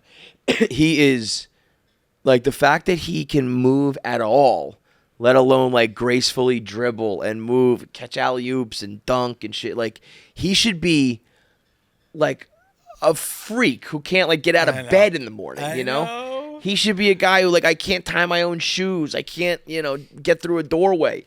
And he's like crossing people up, shooting threes, blocking people without jumping, just swatting it away. He's like But I King don't- Kong out there. And I can't touch the bottom of the net. Right. It doesn't seem Right. fair. No, I it's feel really like- not. It's how do really I- not. How do I not? I can't touch.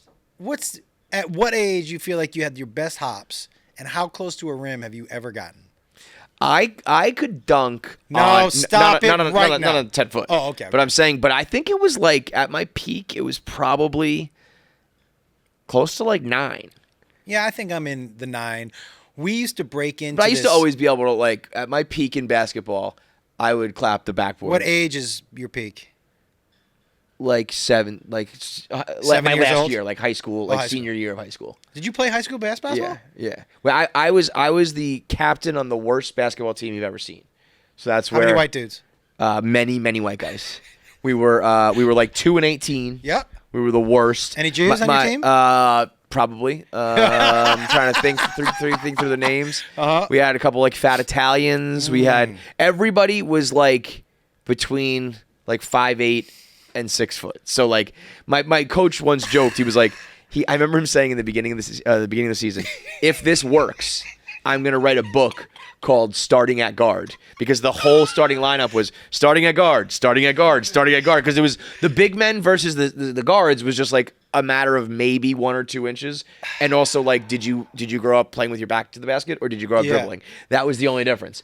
And I was ahead of the game my sophomore year. I was good. I was on a JV team. I was the only guy who started out of freshmen and sophomores. As a freshman, I started like every game, and they were like, we're gonna. Did you see basketball in your future? No, not like that. But like college? No, none of that. Okay. My peak was always going to be high school, but I remember them being like, we might call you up to varsity in your sophomore year if you keep on this track. That's all I ever wanted, was just to be like a good high school basketball player. Yeah. And as soon as 2 things happened, one, things started getting really physical, and I never went to the weight room. I didn't lift. So like as soon as guys started to like, not defense used to be like just keep you in front of you. As soon as it started being like we're bodying you around, I was getting fucking knocked left and right. That, and 2, I got a girlfriend and started having sex. And then I stopped like What year playing was that? basketball. That was my sophomore year of high school. You And were it- legit having sex a lot, and yeah, well, I had an older girlfriend, and it how was much older? 2 years older. and she was showing me the ropes. You had a senior when you were a sophomore? How did that? Can I tell you, there was a senior when I was a sophomore, and I remember after I had sex with her, she goes, "You're my third wolf." And I go, "What?" She goes, "I had sex with your 2 older brothers." No. So when she was a sophomore, That's some predatory shit, to be honest. When she was that girl's got some issues, dog. When she was a sophomore, she had sex with my brother who was a senior. And then when she was a junior, she had sex with my brother who was a junior.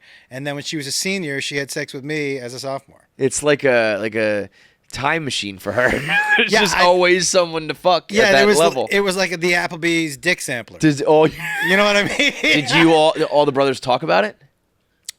Did you run to your brothers and be like, "Yo, we've all fucked Stacy"? I think my brother, who was right above me, we talked about it. Yeah. But I don't think my older brother and I talked about it. I don't think.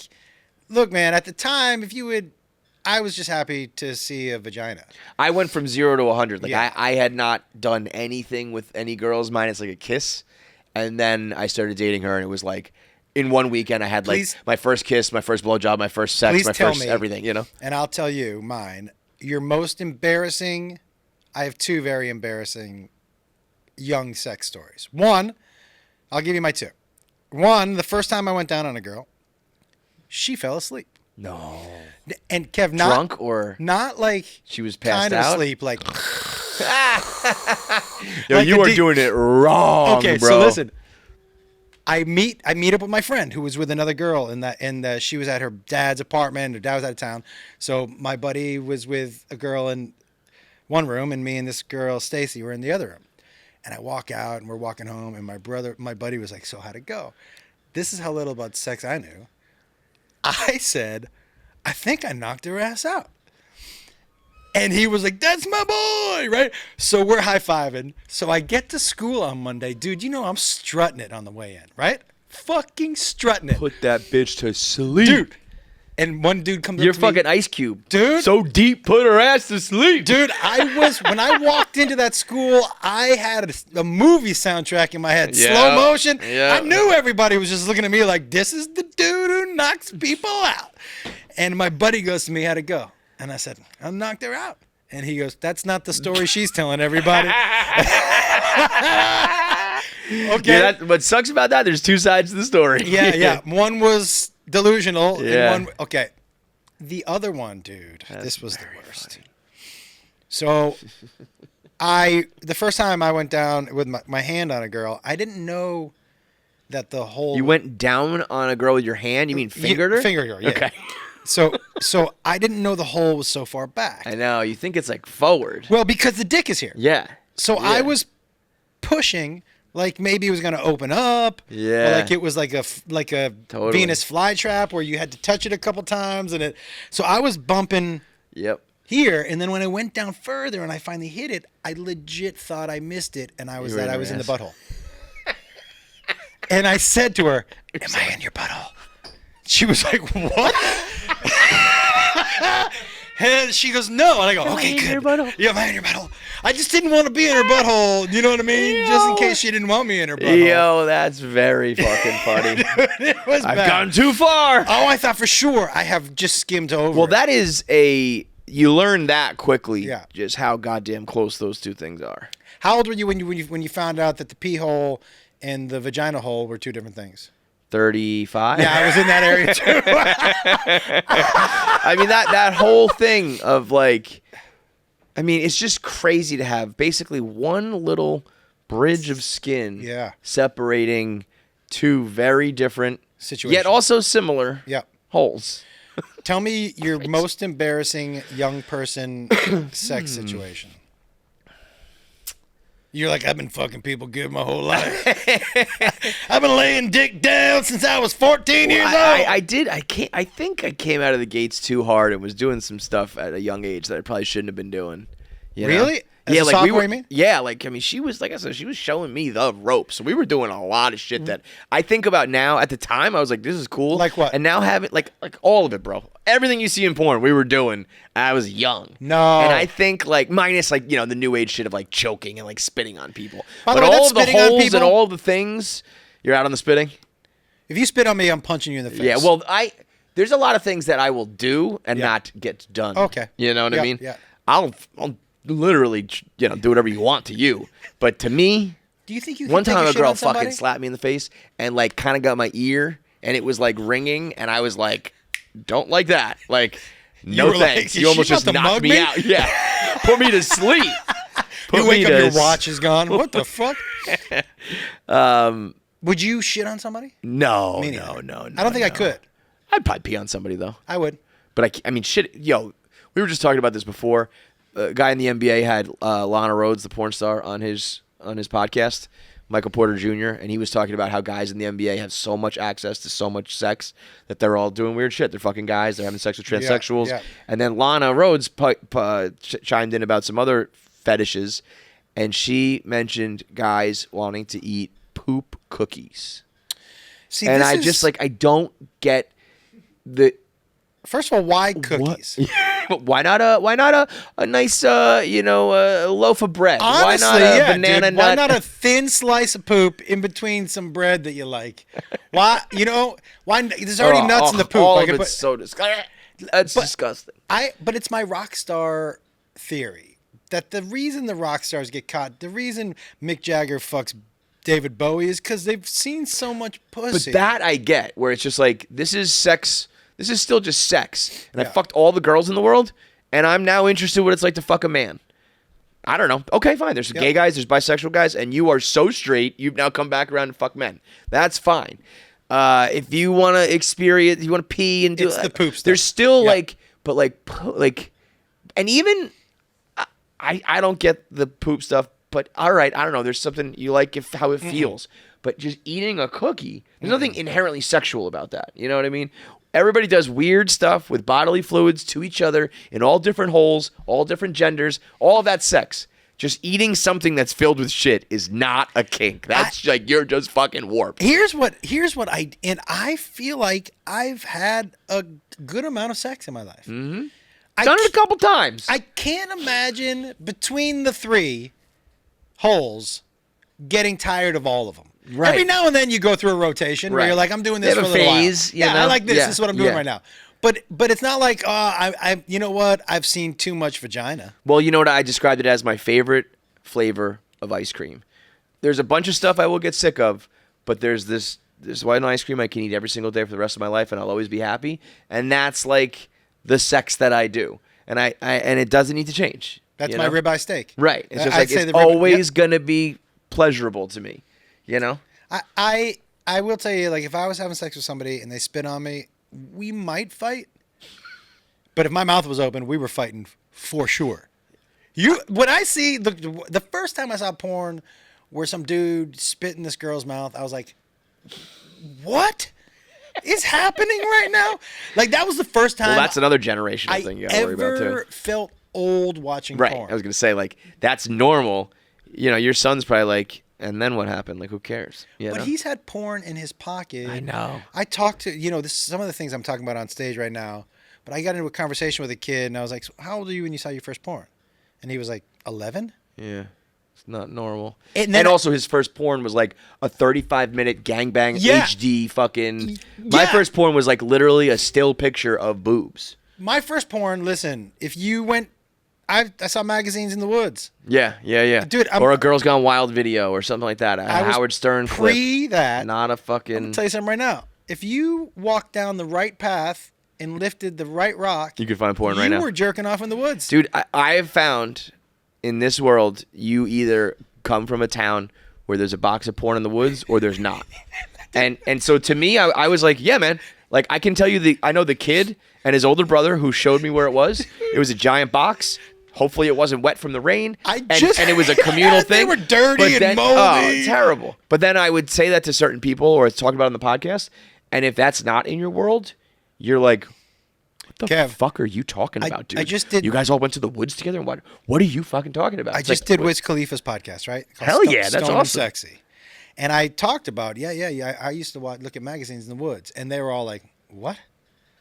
I go, Yeah, you guys what are didn't you have talking about? magazines in the woods? And they were like, what? They You Googled it. you either know it or you don't. Yeah. Yep. They Googled And Yeah. I was like, and then "No, it's see?" a totally normal thing. They're like, wait, holy shit. Yeah, there's a million hits about it. Because where else were you going to keep the magazines?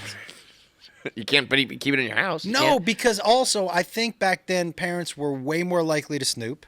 Mm-hmm. My parents were in my shit. Mm-hmm. I was in my kid's shit too, by the way.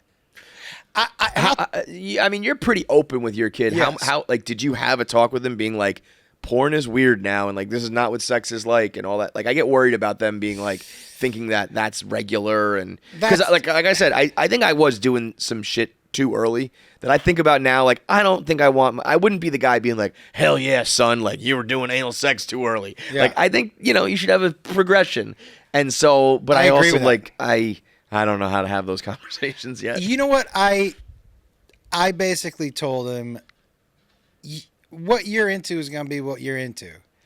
But it's got to come with respect. Mm-hmm. Like, whatever's happening, both of you need to be on the same page. Sure. So you can't just be spitting on people that, like, right. well, I am here for dinner. Yeah. You know, you just spit on my shrimp cocktail. Right. Like, what are we doing? I very open with all of my kids. And we have Jacob and I have some crazy conversations. We have crazy conversations. Well, you know the reason I like doing the podcast with him the most, dude, is we really get to get into some things that either bothered him growing up, mm-hmm. or like I missed his prom, mm-hmm. and I after a while with my career, I was like, I'm going to miss games, but I don't want to ever miss singular events. Big things that aren't happening again. Yeah. And I held that guilt for a long time. And on the podcast, we get to talk about it. And I was like, because it's not something you would just bring up, but maybe, for the sake of content or entertainment, or, this is going to get a lot of downloads, but you also get it off your chest and have that conversation. It's been so cool. And can I tell you the absolute coolest thing about this podcast we're doing? We get messages every day, either from parents or from kids. Parents who are like, hey, do you know my son and I listen to your podcast together? That's cool. And because of the talks you and Jacob have, we have a relationship now we never had before. That's very cool.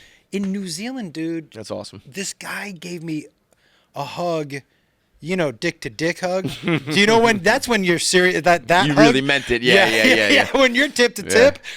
And I could feel him shaking. I go, what's wrong? And he was crying. And Jacob was talking to his son. He goes, hey, my son's 26. He's never asked me to do anything with him ever before. He was like, I really want to thank you. And Jacob, this has been the best night. Hell yeah. That's awesome, man. That kind of stuff is really why, like, this stuff with Jacob is important to me. Totally. I mean, I can't even imagine. That's awesome. It's been so cool. And on top of that, to have him be interested in what I do, mm-hmm. and to talk comedy, mm-hmm. to break down jokes. I'm a comedy nerd, dude. You like doing that with anybody, let alone getting to do it with, like, your favorite person in the world. It's been so amazing. To have real conversations, you're not just. I think I had my first actual conversation with my son the other day. He had a 6-year-old breakdown. Yeah. He was like, he didn't want to go to martial arts anymore. And the last couple times he had gone, he was kicking and screaming. And his mom called me being like, can you tell him, like, he's got to go to practice and whatever. And the floodgates just opened, and he was like, I can't do it all. I can't do it, man. He was doing baseball, basketball, football, and martial arts, and school. And he just had this, like... It's overscheduled, dude. Totally, right? And, well, it was like, as a couple sports were ending, a couple sports were starting. So we had this 2-week period where he did everything. And every time he did it with a smile and was happy, and we didn't think twice about it. But all of a sudden, he was like, and the funniest part was... I think what really bothered about martial arts is every couple months there's a test to win your belt. And he likes getting the belt, but it also gives him stress. And he was like, and then every month there's a test, and now you have to answer these questions, and I don't know Korean. Because a lot of them you have to repeat a couple Korean words and shit. And I was like, word, man, I hear you. Like, I never thought about it that way. Like, you're worried about Korean phrases, And it was the first time that I was like, yo, like, thank you for saying that, and like telling me, and like, we'll take you out of this if you don't want to do it, and like we'll schedule we'll. Can I tell you, dude, what's really important in my mind? If you want to have an open relationship with your kids as they get older, 2 things. One, they can't be scared to go to you. Mm-hmm. So fear can't be part of the regimen for you. Right. It never was for me. I never thought getting somebody to do something out of fear was a good motivator, yeah. Because they're just gonna be sneaky. Right. Totally. They're just gonna be, and I think very strict parents just make really sneaky kids. Absolutely. Do you agree with that? Totally. Because all the kids that I knew growing up who had sneaky parents, Like the girls, they packed different clothes in their bags. They knew what they were doing. Yeah, all you do is create like a little sociopath. You create somebody who can figure out how to lie. Yeah, yeah. So you can't parent by fear. You have to take an L every now and then. Mm-hmm. That's good. That's good advice. To prove to them like they can that it's worth having this conversation. Right. I like that. Right? Because if you're like, you can talk to me you're about not everything. going to get anything out of it if you lose every single time. Why are they coming to you? Right. If you're saying out loud, you can come to talk to me about everything, but they take an L every time. Yeah. That's a great point. You have to take an L. Right. And you have to go, you know what? I see where you're coming from. Thank you for talking to me about this. It's good advice. It shows them. I will change, or you will do whatever you need. I don't win every time, but Right. this dude's listening to me. And that comes along with respect, dude. They have to know that you respect what they're saying to you. Even at a young age, if you're like, he doesn't know what the fuck. No. Yeah. You know what I mean? Yeah, but give him that. I had my daughter did something the other day, and I think tried to. It was something simple, she broke something or did something wrong, and it wasn't a big deal, but it was like I think she was afraid I was going to be mad. Yeah. And I just tried to have that conversation where I was like, if anything, like you can always come to me, like if you crash the car one day and you're scared that I'm going to be mad, like still come to me, and like I'm never going to yell at you. I'm never going to, whatever. But it was like, it was such a little, I can't even remember what she did. And I think it was a little too early. And she was like, what are you fucking talking about, dude? And I was just like, I don't know. I literally started talking about, one day you're going to get your license, and if you crash the car, you're going to be afraid that I might be mad at you, but don't be afraid of that because I am always worried about your safety. And she was just like, you're sitting on my Elmo. Yeah, can I go back to coloring now? And I was like, yeah, okay, whatever. A little bit ahead of myself. A little bit ahead of the curve. It's funny sometimes. You'll have a conversation. I remember having this fucking full-on, real meaning-of-life conversation with my oldest son when he was like 6. And, dude, he's back in the car seat, and I'm talking to him through the rear view. Yeah. And I went through this whole meaning-of-life thing, and I go, you know what I'm talking about? He just looks out the window, and he goes, I have to poop. And I was like, that's right, you're 6. Totally. Can I go back to my video game now? My bad. You're just waiting for me to stop talking so this can be over. Yeah, my bad. Yeah. I will say, man, I didn't think I would love it so much, parenting. Being that, yeah. And truly continues to be, and I know this sounds corny or whatever, truly continues to be the most rewarding thing. Well, I think in you're my also, you're doing it right, man. You're doing it better than anybody. The fact that you've probably got a little bit lucky, but also probably fostered it in the sense that he's interested in what you're interested in, and you're doing it together. It's a very cool thing to watch. And I can see, me and John fucking around on this show, we have a lot of people saying, like, what you've done for us is, like, amazing. And I'm always like, I don't even know what we did for you, but I'm happy we did it. But I can understand parents, fathers coming to you being like, this is something me and my son do together now, and, like, that's a hard, topic to broach, being like friends with your dad and son, and dude, like being friendly, but also having the right power dynamic and all that sort of shit. So to be able to just be like, here's something we do together, and it's a father and son duo, I think is very, very cool. And I'll tell you something else. Just if we get into stand-up, I know a lot of people think that because it's father and son or whatever, it's just going to be corny and parent jokes. That's not what the show is. Mm-hmm. He's a grown-up. Right. He's saying and doing whatever he wants to talk about. Our Q&A on stage together is very grown-up. And my material, man, I don't tell kid stories anymore. I don't have kids. Right. I tell stories about special needs people at my shows. Right. I tell, like, so it's a real, but here's what's crazy. Even though the material isn't wholesome and there's a ton of whatever off-center jokes and pushing the envelope, people are like, the show feels wholesome. Yeah. And your crowd, I remember that one time I opened, I was like, these guys, this is a nice crowd of people. Yes. They are nice people. Yes. Which is, I don't know if that was by design or luck or a combination of both, but that's also got to be pretty cool that like every night, your crowd is like super dope. A good crowd. Yeah. Do you know also every Friday night late show, I take like 2.5 to 3 grams of mushrooms and go on stage? Hell yeah. Dude. Just fuck around. It's fucking, Yeah. I was in Springfield, Missouri this past week. And at one point I started telling this joke and some guy goes, you just told this joke. Keeps repeating yourself. I was so fucking gone. He goes, "You just told this one." I was like, "My bad. Sorry about that, everybody." Can I tell you? That's so cool to be at that level, though, because like even when I'm doing live podcasts, I feel like if I mess up one thing, I start to sweat and worry about what the audience thinks.